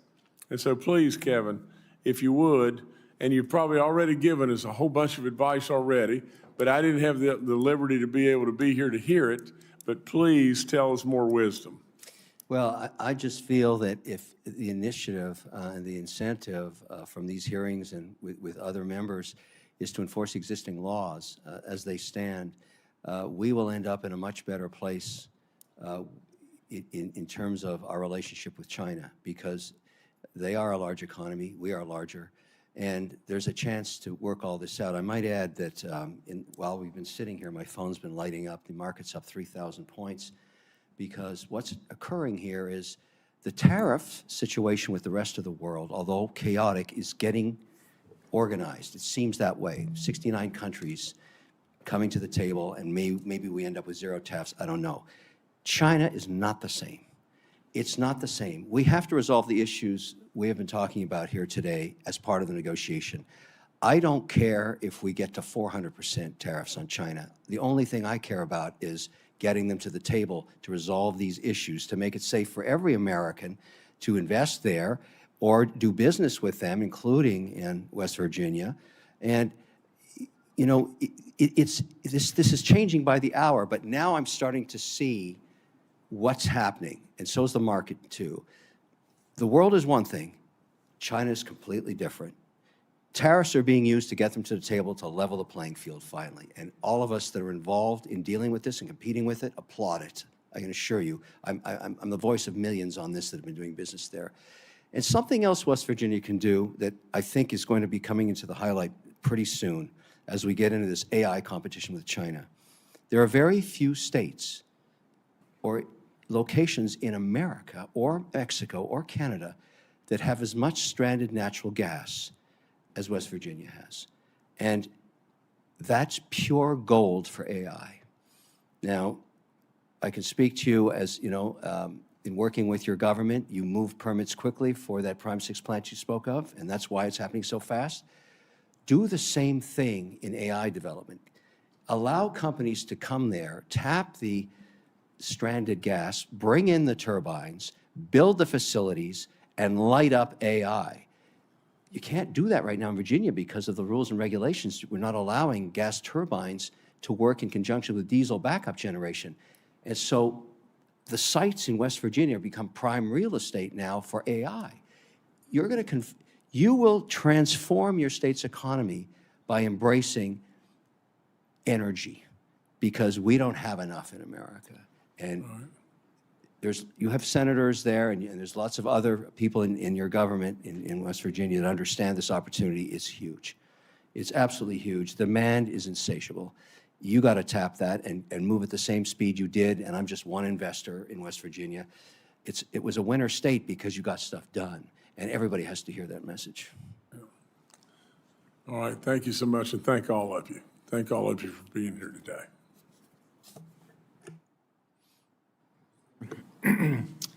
So, Mr. O'Leary, what if there was a company called WeatherTech? You know, and they produce really nice mats for their car. I have them in my F-150. And they woke up one day and they looked on Alibaba and they saw that their products were being sold on Alibaba. And they looked at their shipping, and they never had done any business with Alibaba. And they looked just like the mats that they produced in Illinois, and they even had their name on it, right? What could they do to stop this theft of their product? And they got nothing for it. What would be their recourse right now?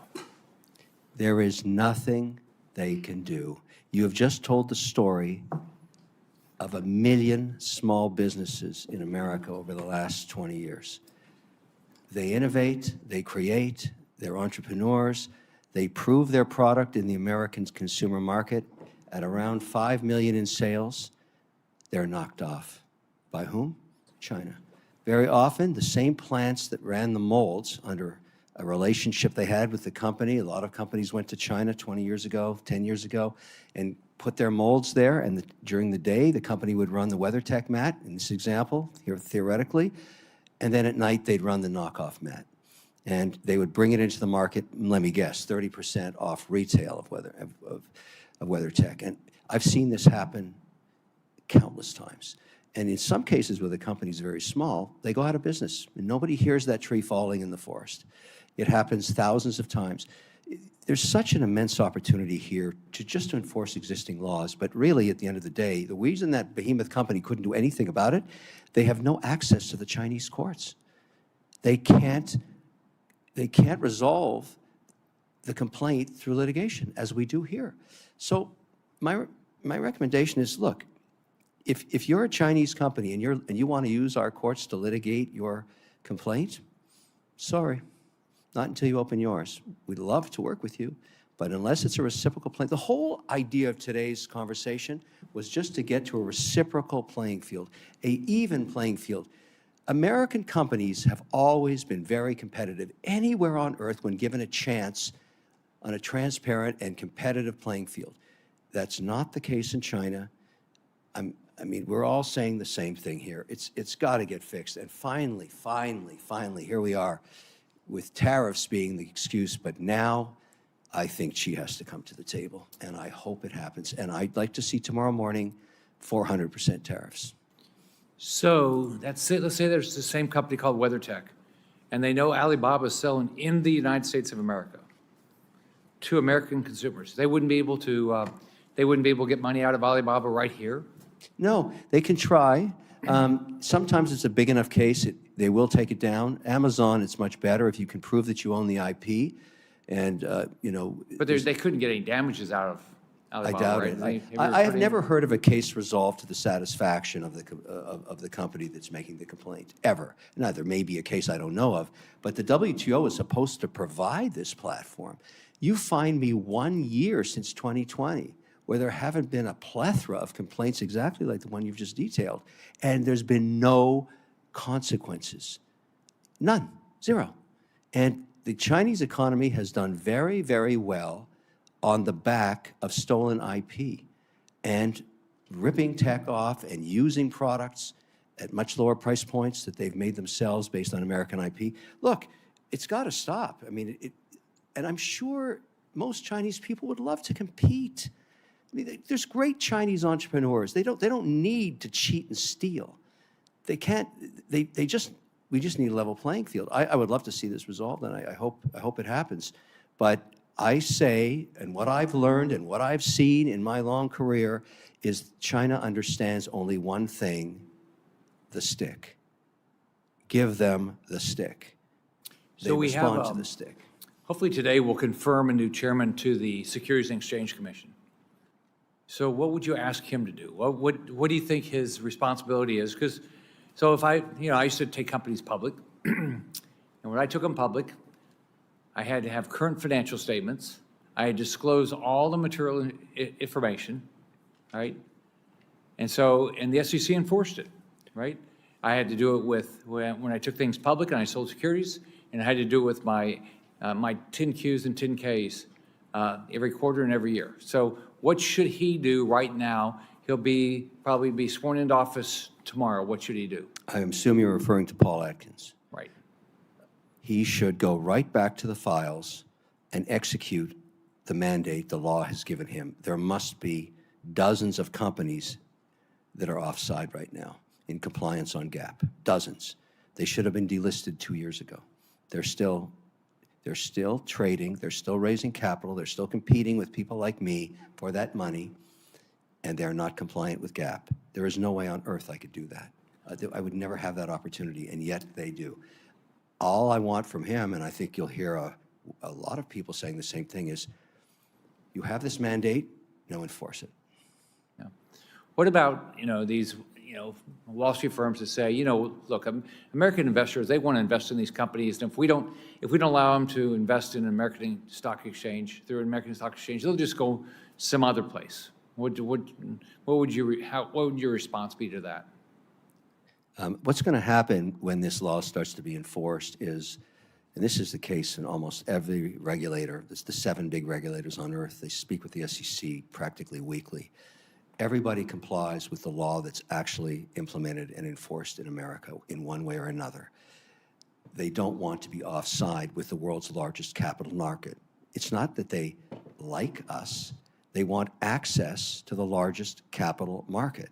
The reason the ADGM in Abu Dhabi doesn't want to get involved with companies that are not compliant with the SEC or whatever body it is in the U.S. is because they want access to the world's largest and most liquid capital market, and they don't want to ever be offside. It's the strength of America and the access to the market and the largest consumers market that gives it its strength, and it hasn't used it. And this administration finally, and a lot of people don't like the style of the president, I get it. And listen, with Trump, the way I look at it is I don't focus on the noise, I focus on the signal. What I'm hearing is enough, and we're going to enforce the laws. And that's probably a good outcome for everybody. Although, watching the market go up and down 3,000 points a day is people gnash their teeth. But if that's the price, it's worth it. Chris, this is just a theoretical issue. These Chinese companies, we don't really know what their financial statements are, but it's never really a problem. No one ever loses money. Has that ever happened, or is it just a theoretical problem? No, it's happened. There's been multiple companies. There was a pharmaceutical company named Kang Mei where one day it was a going concern, and the next day it had a $15 billion hole in its balance sheet, and that was because the CCP decided it was no longer a useful concern for it. And that was part of some of the index funds. That's one of the reasons why we started to get involved in this. And to add to what Kevin said on your previous question, they can go overseas if they'd like to, but there's no rule of law in Hong Kong. There's no rule of law in mainland China that stands up to our rule of law. And there's also something called a fiduciary duty, which requires you to do diligence, to investigate. You have an obligation to your shareholders to take into account reputational risks, geopolitical risks, the fact that they might just take over the whole board from a Monday to a Tuesday, or that they might impose capital controls, which basically absorb all of the retained earnings at that company. That's too big of a risk to take as a fiduciary. So I think that's a false argument. I've heard it multiple times, and that's how I would push back on it.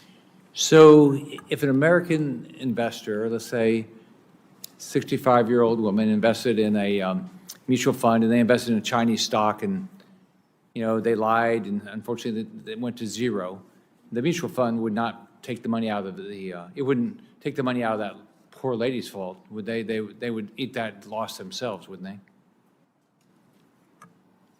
Well, no, that fund would bring down the overall return. You mean the lady would lose money, even though the mutual fund allowed, they're the ones who bought the stock that didn't comply with GAAP? That's right. That's why the passive index loophole is such a problem, because none of those companies comply with any of our laws. And yet, American money goes straight into them, Well, particularly then with would the the exchange that stock's traded on, would they take the responsibility so the lady wouldn't lose money? So if it was in the United States here, I think there could be some recourse against not only the underwriters who brought that stock into our exchange. Has that happened? No, it hasn't. So the underwriter who sold the stock of a company that didn't comply with GAAP has no liability in the United States? That's not been tested yet. So you With think the that, Chinese what do you company. think the law is? With an American company, that has been tested multiple times, and the underwriter also is liable generally. Now, the exchanges are self-regulatory organizations, which means they have legal authority to adjust their standards, and they're supposed to protect the integrity of their marketplace. And if they have companies trading on their market that aren't complying with U.S. laws, then they do have some sort of a regulatory obligation to remove them to protect the integrity of the market and the investors who trade on it. To date, they haven't done that.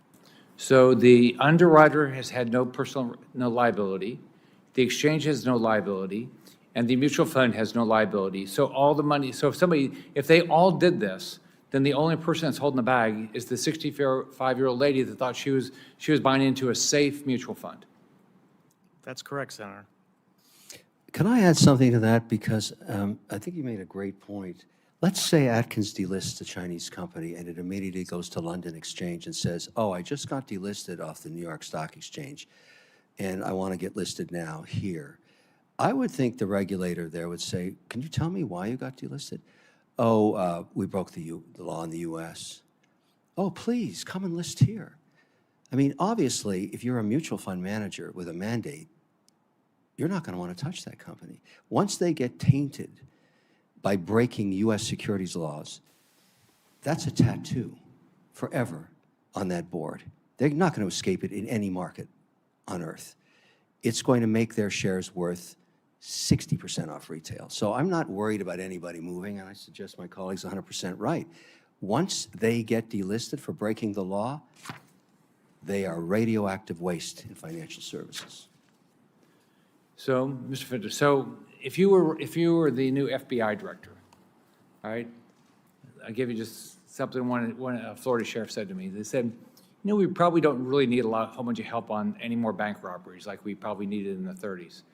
What we really need is help on these international scams, because we don't have any ability to deal with these international scams. What would your recommendation to the FBI be? Sir, I would recommend a reshuffling of resources to include treating these types of scams and frauds as transnational organized crime. At the moment, to some degree, depending where you are, but they're generally looked at as a white-collar crime. The type of investigation that one conducts on white-collar crime as opposed to transnational organized crime tend to differ. Also, transnational organized crime has the ability to rope in agencies all across the United States to assist, which is what you need. When you have money mules in 14 different states, victims in 50 states,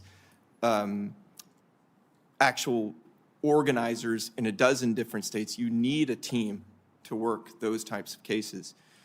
I would also step up the amount of interaction on a real-time basis with America's companies, with our private sector, so that the access to that data, where the evidence lies, happens faster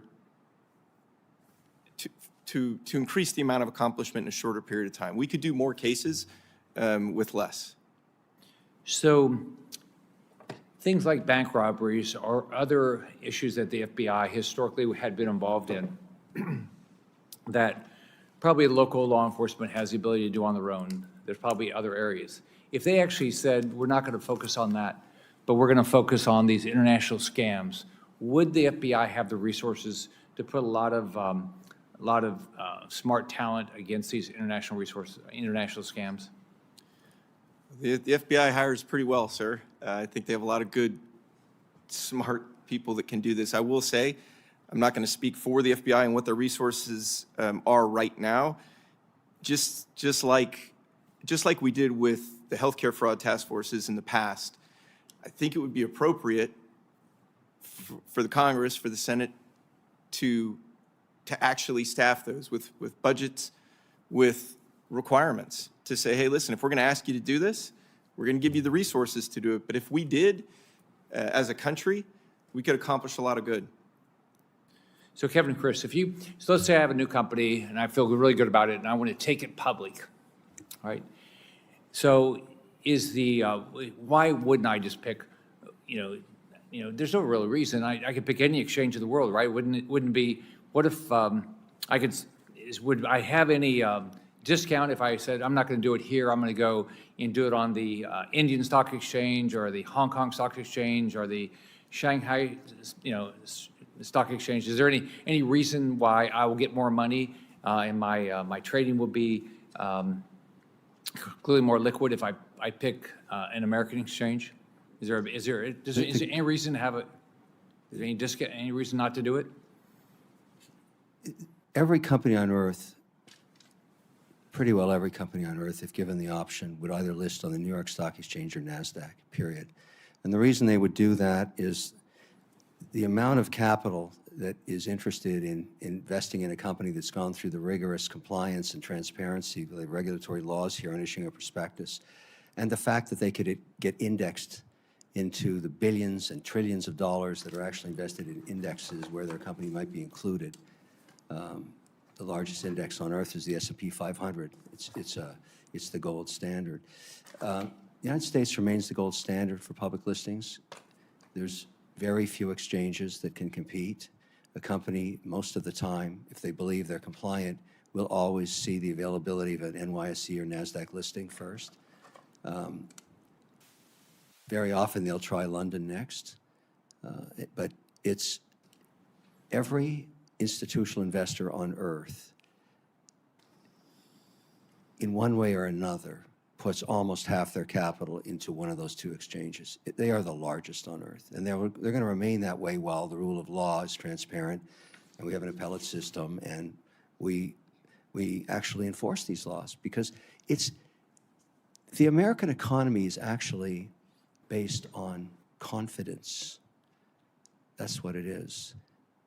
And the belief that it is the most transparent legal system on earth. Now, we've gone through a lot of issues around it, but we've had these issues before. Why is it even adversaries want to invest their capital here? You have to ask yourself that. It's trust. It's it.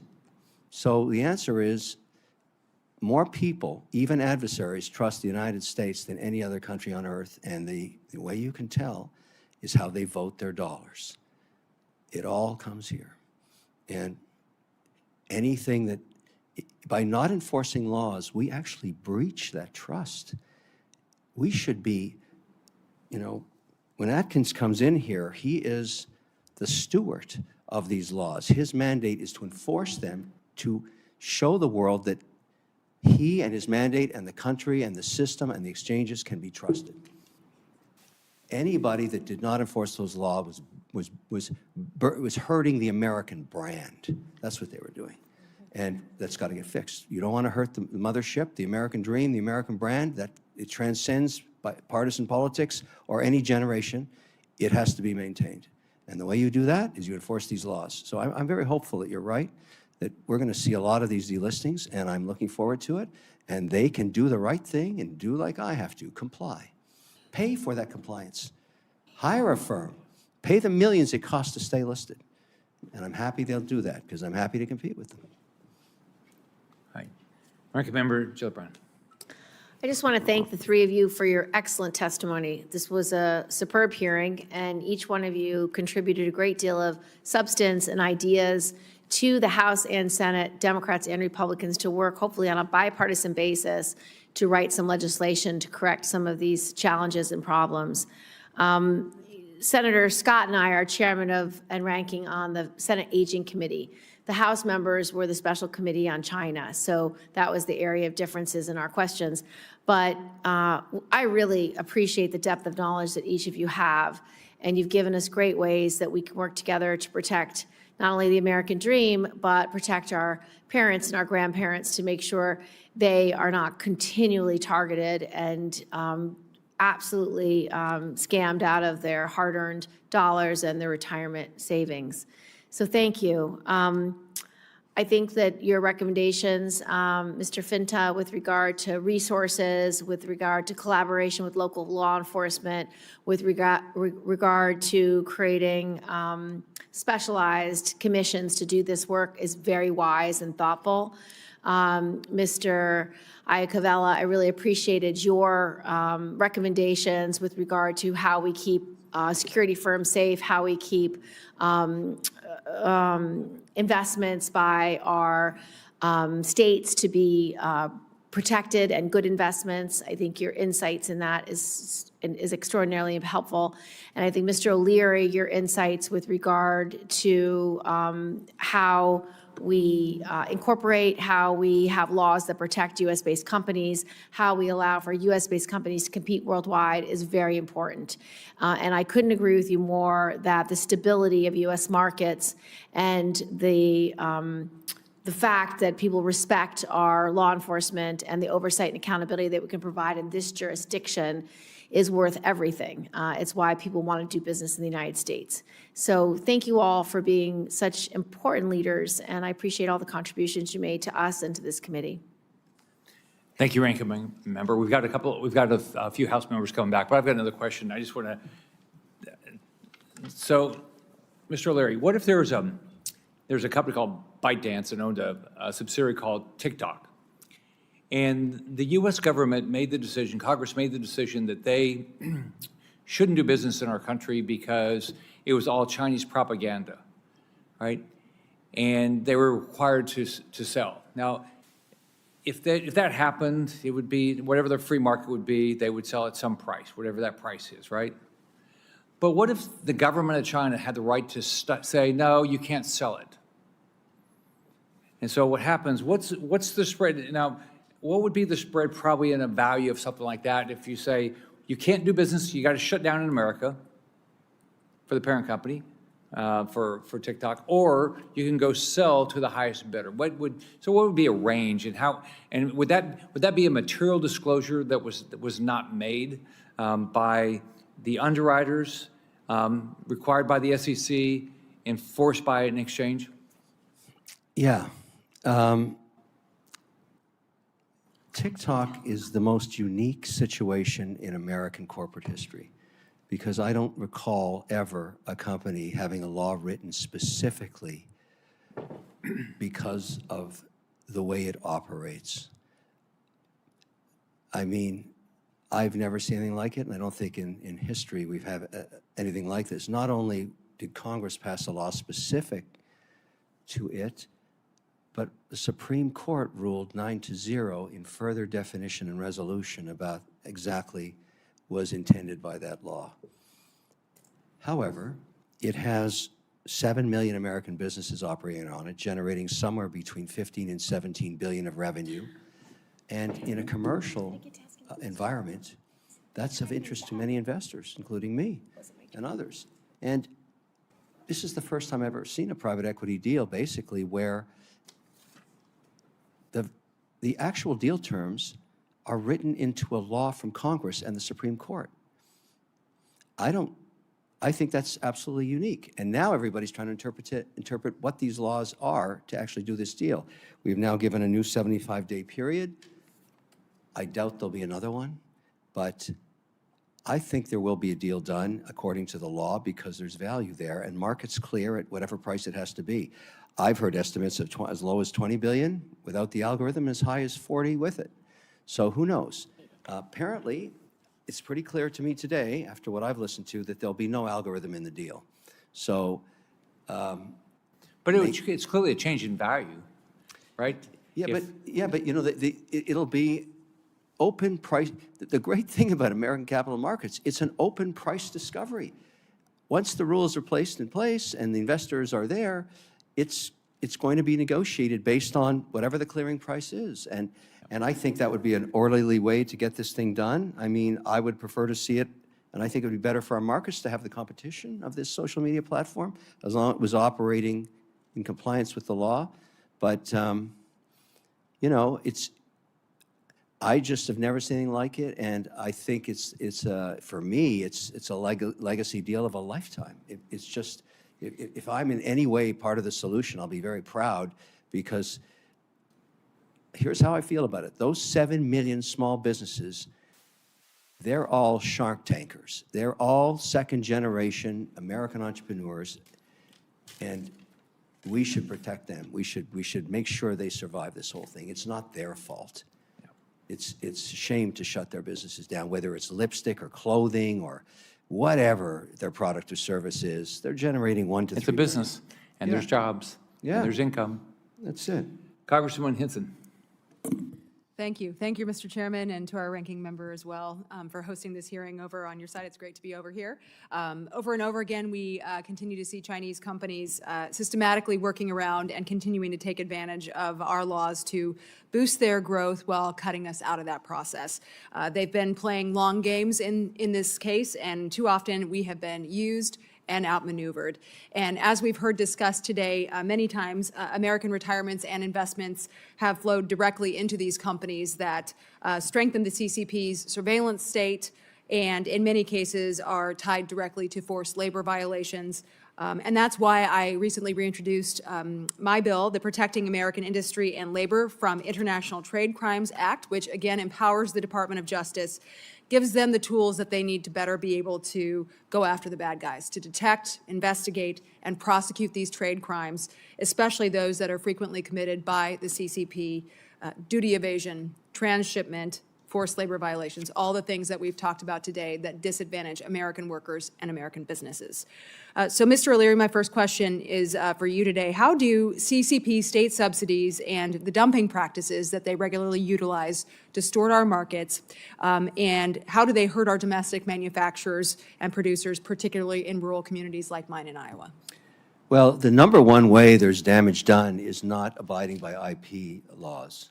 That's probably the most long-term damage that has occurred, because it's small increments. Undoubtedly, if you go into your constituency and ask entrepreneurs over the last 40 years, you're going to find many companies that were knocked off in China and nothing was done about it. Some cases, they're bankrupt now as a result of, you got to think about something. An American company that spends, let's just use small numbers, $10 million in developing their product, and all the R&D, and they're going to have to amortize that over the life period of maybe 5 years on that product. And they put it on the market, and it immediately is a hit. And that would be defined by 5 million in annual sales. 5 million annual sales, generally you're going to make, 15 to 20%. You can support a family, you can grow the business. The minute that's seen by China, particularly if it's a weather tech or something so simple that can be knocked off, China did not participate in spending on the R&D.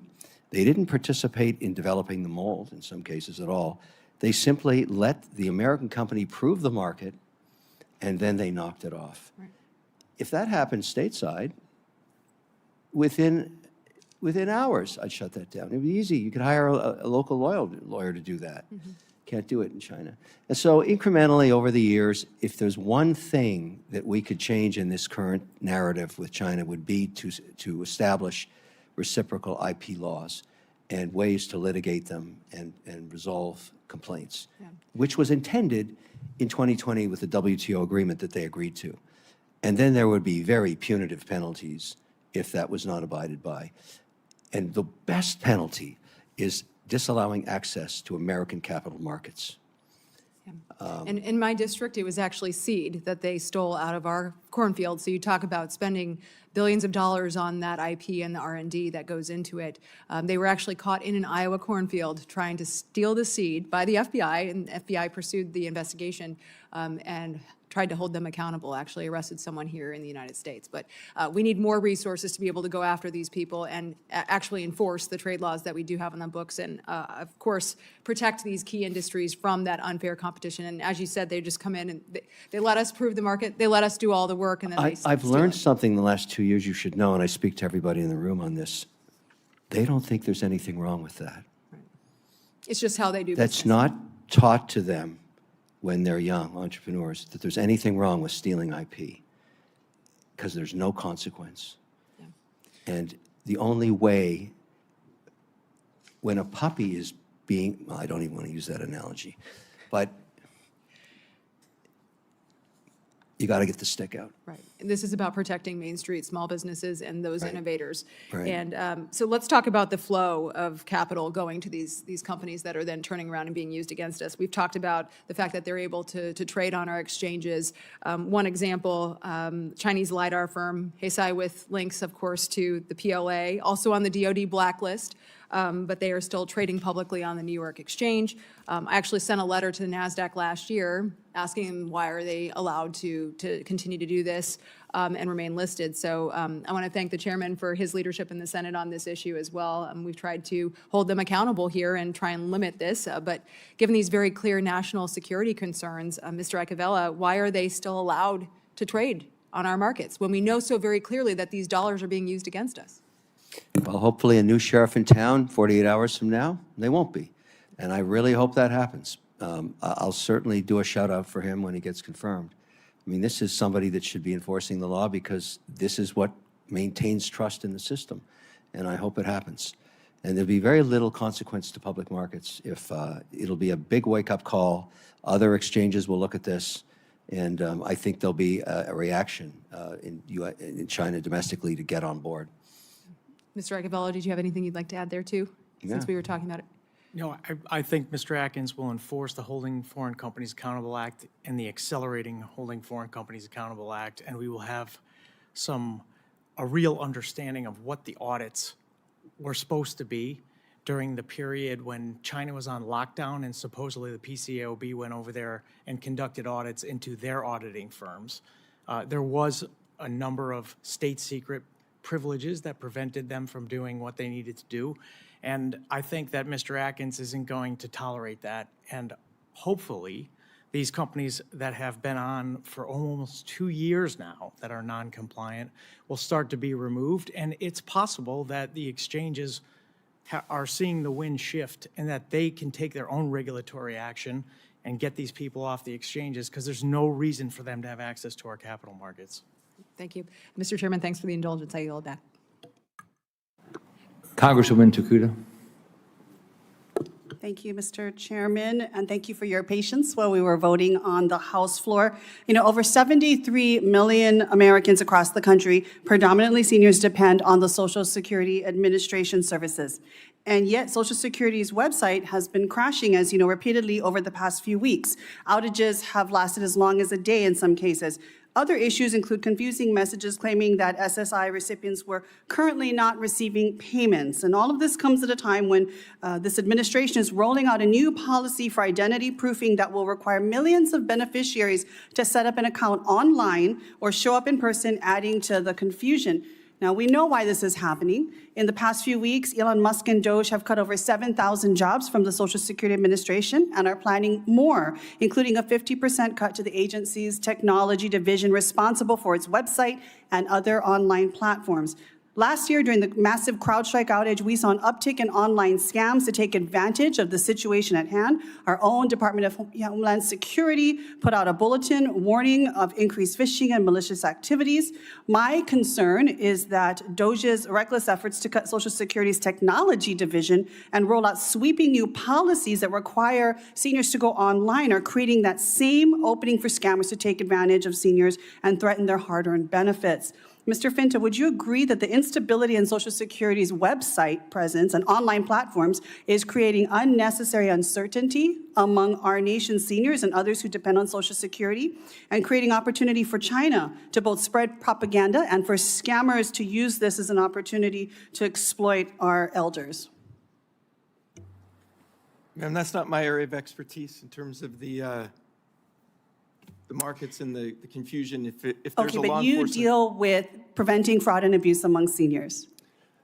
Yes. And right now, our seniors, you're finding concerned about their Social Security benefits as a result of mixed messages they're getting online and proof of their identity. Confusion does tend to support criminal activity, if that's what you're getting at, ma'am. I think what I'm getting at is that if seniors are worried right now that they may not be getting their payments because they've actually gotten email messages that were incorrect, that if they have to make changes, they have to go in person or create online platforms. And in rural America, like where we live, you can't always get physically to a site. And so if you have this opportunity present itself to scammers, scammers are often looking to exploit situations like when people are scared or when there are changes in systems or even changes in updates to malware and whatnot. Do you think that this potentially could create an opportunity for them to exploit seniors given the confusion and actually the lack of staff? As was mentioned at the very beginning of the hearing, people won't even necessarily get someone answering the phone for hours if they call for help to Social Security. Is this a potential opportunity for scammers that we are seeing right now? There's no doubt in my mind that given the opportunity, transnational organized crime groups would take advantage of that situation. And if we had a situation where we're actually cutting tech staff that help to maintain these platforms, are we not creating a more vulnerable environment for scams on our seniors and our Social Security beneficiaries? I don't disagree with that statement, ma'am. Okay. I see that I've used quite a bit of my time. I did want to move on to reports that we saw in February from Wired that reported at least 8 scam compounds in the Myanmar-Thailand border region were using SpaceX Starlink terminals to connect to the internet and to carry out their operations. And between November 2024 and February 2025, there were over 40,000 logins to Starlink from known scam centers in the regions. I think Ranking Member Krishnamurthy was actually pointing some of those out. Mr. Finta, from your work protecting American seniors from fraud and other forms of financial exploitation, as well as your law enforcement background, how important is it that companies like SpaceX and Starlink and other companies providing similar technology develop robust processes to crack down and be an ally on trying to prevent these kind of abuses of their systems that target American elders and retirees? Ma'am, it is my experience that these companies do have anti-fraud and vulnerable persons programs, and they do work towards those efforts. Individually, it is difficult for those companies, in my opinion, to have that kind of success as much as what we could if we had an all-of-government or an all-of-society approach towards supplementing those efforts. I'm not specifically familiar with the Starlink Okay, process. well, it seems that there are actually a growing number of vendors that are openly advertising Starlink access as a solution for online scam operators. So we clearly need to work closer with them to make sure that we prevent and stop this fraud and abuse on our senior population. Thank you very much, Mr. Chair. I yield back. Thank you. Congressman Barr. Thank you, Mr. Chairman. And Mr. Chairman, thank you for this unusual, unique, but very important bicameral hearing, I think, which underscores the threat that we face here. In February, President Trump issued the America First Investment Policy Memorandum that directs federal agencies to address outbound investment into China. Congress has been focused on this issue in multiple Congresses, and in this Congress, I've introduced the Fight China Act, formerly known as the COINS Act, to prevent outbound investments into Chinese military and surveillance companies. The Fight China Act also aligns with the President's memorandum by taking both an entity-based approach and a technology-based approach. This is important because sanctions do provide a multilateral effect, but not all civil-military fusion happens with just listed entities. We've seen quite a bit of venture capital and private equity flows into private, non-listed entities, and therefore a technology focus is important. Mr. Icavella, can you discuss why a law that prohibits U.S. outbound investment into both specific entities is needed, but also clearly defined technologies of national security concern? Why is that second piece so important? Thank you for the question, and we supported your legislation, and we like the approach that you've taken because we always thought that you can turn up the dial on specific companies, but you needed to attack the entire sectors that are posing a national security threat. And there's more than just public capital, as you said, that's going over there. It's private capital, venture capital, private equity, and public capital that's going over there. But what's even more of an issue is that you have companies that are subsidiaries of subsidiaries of subsidiaries, and maybe the parents on one of the DoD lists or the entity list, and you can't get to them unless you prohibit the sectoral investment in those Chinese companies. And so I appreciate your approach. I think you've threaded the needle there, and we strongly support it. We want to give the private sector the red light, green light approach, but we think we can get at this problem and accomplish that by clearly defining the technologies of concern. Mr. O'Leary, the Fight China Act, this bill that I've introduced, requires the Treasury Department to regularly review whether companies on U.S. government blacklists, such as commerce export controls, sanctions, DoD lists, whether they should be added to this Treasury CMIC list, the investment blacklist for Chinese military industrial firms. List coordination is necessary to ensure we treat entities consistently. Can you touch on how alignment within these various government prohibitions of Chinese entities eases the compliance burden for U.S. firms to determine whether or not they can invest in China? Yeah, I mean, that's one of the great challenges. You don't want to go through the cost of starting a deal or an investment and doing the diligence on it only to find out that it's going to breach this law. And so it's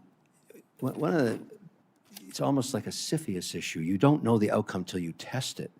And so if there was a better way to do that where, particularly in a larger transaction, where they could just come to staff and say, look, we want to invest $1 billion in this thing. Is it going to pass or not? Or do we actually have to test it? Yeah, and we have a provision in the bill that would allow for that guidance for investors. That would be the very best thing to do, because then on a no-names basis, you can just go in and say, look, there's a very material transaction. If you're not okay with it, just tell me now. Because nobody wants to, burdening it with litigation, which has been a problem lately, is not the answer. Just yes or no. Right. That's much easier. Yeah, and I think we threaded that needle by not having kind of a reverse CFIUS, but it's a clear red light, green light system there. Mr. Icavella, in your testimony, you refer to passive index loophole and state that there are more than 2,000 U.S. mutual and exchange traded funds that have $294 billion invested across Chinese stocks and bonds. The concern, obviously, is that American investors may be unwittingly financing the Chinese military industrial complex. Can you explain how the Fight China Act would curtail that loophole?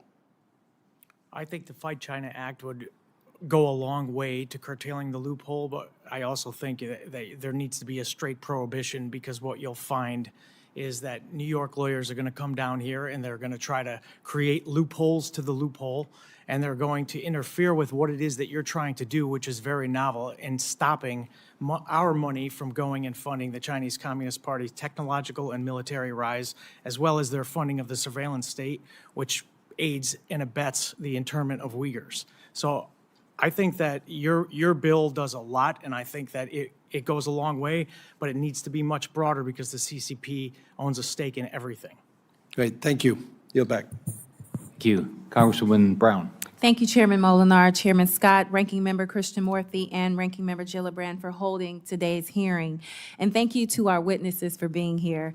The topic of today's hearing could not be more urgent. I represent Ohio's 11th District, home to tens of thousands of seniors and retirees who have worked hard, saved, and invested for decades.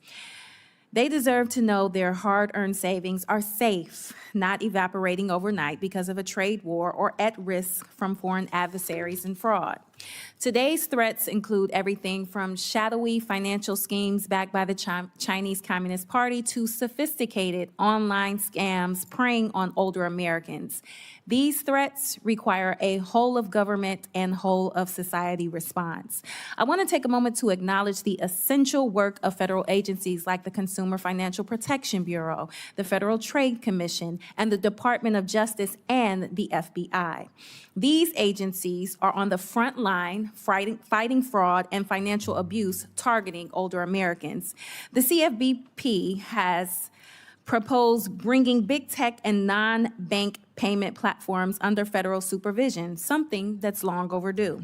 Scammers use these peer-to-peer apps to target seniors, and these platforms operate in a regulatory gray zone. The Bureau's rulemaking would help close the dangerous loopholes. The FTC has also shined a light on scams like romance fraud, tech support cons, and crypto-related schemes, while DOJ's Elder Justice Initiative has gone after the criminal networks behind them. This rise in fraud through payment apps and other digital tools is staggering, and these platforms still fall outside traditional oversight. That's why the CFB's proposals matter. Mr. Fenta, given how much elder fraud is occurring on these platforms, how urgent is it for Congress to support CFPB's efforts and close the regulatory gap? And what additional safeguards should we look at to protect seniors as these tools continue to evolve? I appreciate the question, and you are correct. Each of those agencies has a role to play in the overall process of not only preventing frauds, but going after the folks that do propagate them. I think that's one of the big things that gets lost in the shuffle here to some degree is the lack of enforcement overseas, where a lot of these folks feel like there is no consequence. They're never going to get caught. And that disincentive is incredibly important in the overall plan, the structure. I actually had a conversation with an Indian journalist one time who said, you have to arrest enough people that they think they might be the next one. And that has to happen for this thought process to work. Now, in terms of the regulatory side of things, again, that's outside my area of expertise. However, the regulators in this country, along with the enforcers and private industry, all have to be on the same page for this to actually work. They need to support each other because $61 billion a year leaving the country out of our elders' accounts and going to foreign countries, some of which who are adversaries, is no trivial amount. Thank you. Instead of closing the door on scammers and fraudsters, Republicans want to reopen it and let them in by overturning the CFPB's rule to regulate payment platforms. I am glad that all Senate Democrats voted against overturning this Biden administration rule, and I will do the same next week. Still, the scale of the threat demands more. The FBI reports that Americans over the age of 60 lost more than $3.4 billion to fraud in 2023, up 11% from the year before. And we know that this is likely an undercount because many cases go unreported out of fear, embarrassment, or shame. These tactics, from pig butchering crypto scams to grandparent schemes, are designed to be deeply personal and emotionally manipulative. At the same time, many seniors' retirement savings are being funneled into CCP-linked firms, often without their knowledge, through passive investment structures. That includes companies using corporate shells designed to evade both China's and U.S. investment protections, and firms tied to military and surveillance industries through CCP's Made in China 2025 strategy. We need to shed light on these investments and make sure our system isn't helping the Chinese Communist Party exploit retirees. That means increased transparency for investors, and it means greater support for federal enforcement. Mr. Leary, with my few minutes, you spoke about how millions of Americans are unknowingly exposed to Chinese firms through passive index funds. What specific steps can Congress take to help investors, especially seniors, clearly understand where their retirement dollars are going? To ban the use of VIEs, which are a structure used for what I would call a faux share. These get indexed. In other words, you think you own a stock certificate with a voting right to it. When you don't, it goes to a Cayman structure. I don't know why we would allow that to go into anybody's pension plan. I mean, this is a shadow share is what it is, and yet we allow it. And the other is to actually just enforce existing laws around the golden share, because You know, if you hold a company, just make an easy example, you have $100 in an index fund, and you've got 10 companies, $10 in each one, and one of them just goes to zero, and there's many examples of these Chinese golden share companies just going to zero, and you don't know why, you've basically lost, the value of that index is now $95. And why put it in there in the first place? And even if the law allows to have, and I don't know how that's going to happen, but, you know, we've been talking today about delisting all these companies, and I think that might be happening soon, but sprinkled out throughout all of our indexing and all of our pension and all of the diversification through the system that we have built that has protected seniors' investments for decades, we've let this cancer creep into it. And to stop this, it's to simply enforce the existing laws and add new ones. I don't want to own a VIE if I'm an indexed pensioner. Why would I want to own that? A Cayman shadow share from a company with a super preference. I mean, it's so just not what they should own that we just should say sorry. You know, the answer is no. You can't put that in this index. It's just a simple applying the existing laws and fine-tuning to remove the tumor that's in there. This is a cancerous tumor in our financial services system, and we have good doctors here. So chop, chop, let's just cut them out. My time has expired. Thank you for your courtesy, Mr. Chairman, and thank you, Mr. Wonderful. Thank you. Chairman Molinar. All right, thank you. Mr. O'Leary, just to follow up on that discussion, the Trump administration is having an ongoing review of ERISA standards to ensure that foreign adversary companies are ineligible for pension plan contributions. You've been talking a lot about these issues, the lack of investor safeguards, you know, the geopolitical risk, the lack of the ability to do diligence on some of these things. You just mentioned the, you know, shadow shares. And I guess, you know, when you talk about VIEs, what percent of investors are even aware of this? What percent of financial advisors or people in this business who are advising seniors would even be aware of this? And I'd like to ask all of you this question. You know, the majority of index funds or ETFs are administered by fiduciaries inside large distribution companies, you know, like a Fidelity or a Schwab, and they just, their job is to be compliant. And so it's very rare that they ever go rogue and put anything into an index that is not permitted by law. Right. And so it's just a matter of making sure that we give them good definition of what is not permitted, and they will comply. 99% of them will comply. So we built in great safeguards for this stuff. We just haven't really implemented or made them obvious enough, because when you ask how many investors, if I took 10 people in the hall outside here and asked them, do you know what a VIE is? They'd say no. Right.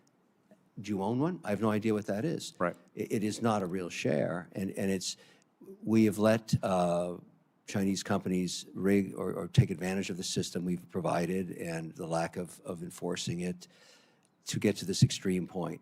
And I don't know the exact amount. I'm going to guesstimate that how many Chinese companies listed on NASDAQ and NYSE, I'm going to guess between 700 and 800 billion worth of market cap. Majority of them should be delisted if we enforce the laws as they should be enforced. And many of them, in my guess, would say, wait a minute, I'm sorry I didn't get it done in the last 24 months, but I am going to hire American counsel. I'm going to get compliant. And it would be a great first step, because you would force the transparency, and then I used to be in the ETF business. Every single firm that distributed it, we had to go through the whole compliance process. It cost millions of dollars. But the system works. If you want to index, you got to make sure that you know what you're putting in there, because other people are relying on and trusting you to do it. And we've been talking all day about how we're actually eroding the system by not enforcing these laws, because people, when they start to learn about shadow shares and VIEs, are saying, what the hell is this stuff? Yeah. Like, why is it in here? But I guess what I'm wondering is, let's say, you know, I'm someone who has an account at Fidelity or some other, and I go to my financial advisor and I'm trying to get advice on this, would they even know VIEs? Would they just simply say this is? No, they rely on their compliance departments. Some do. Some RIAs and some advisors do, but not many. They just rely on the system. And so you got to make sure the system works. We got to change the system. Yeah. Okay. Mr. Eichenveld? Yeah, if the VIEs are in an index fund, then it's the obligation of the fiduciary to track the index fund, and that's what they do. And the CCP, it's been reported, they pressured MSCI and others to actually expand the percentage of Chinese companies that go in these index funds, and they'll continue to do it. And the VIE structure, there's no economic rights, there's no voting rights, there's no control over the board. And then these companies get to list in our marketplace. And one of the largest risks that we haven't talked about, if Kevin sells his shares of his public company, what do you have to do? You have to disclose it immediately, right? They don't have to do that. A foreign insider can sell all of their shares in the company from day one to day two, and you're not going to know about it until the stock price just keeps going down as information leaks out. Who gets harmed by that? Thank you. I yield back. Congressman Stanton. All right, thank you very much, Chairman Scott and Ranking Member Gillibrand, and of course, Chairman Molinar from the House side, Ranking Member Christian Morthy. This is a very important hearing. I'm glad that you made the time to host us here today. I represent the state of Arizona, which the state that has the unfortunate distinction of having the highest rate of elder fraud in the United States of America. In 2022, more than 3,500 Arizonans were scammed out of $82 million. That's just the scams we know of. Many seniors never report that they have been victimized. The United States government has identified that organized crime in the People's Republic of China are some of the most sophisticated perpetrators of financial fraud.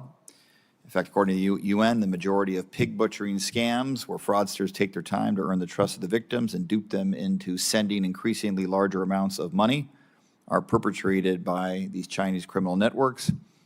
They prey on fear and isolation. They pose as investors, promising lucrative returns, tech support, law enforcement, romantic partners, friends, and family members.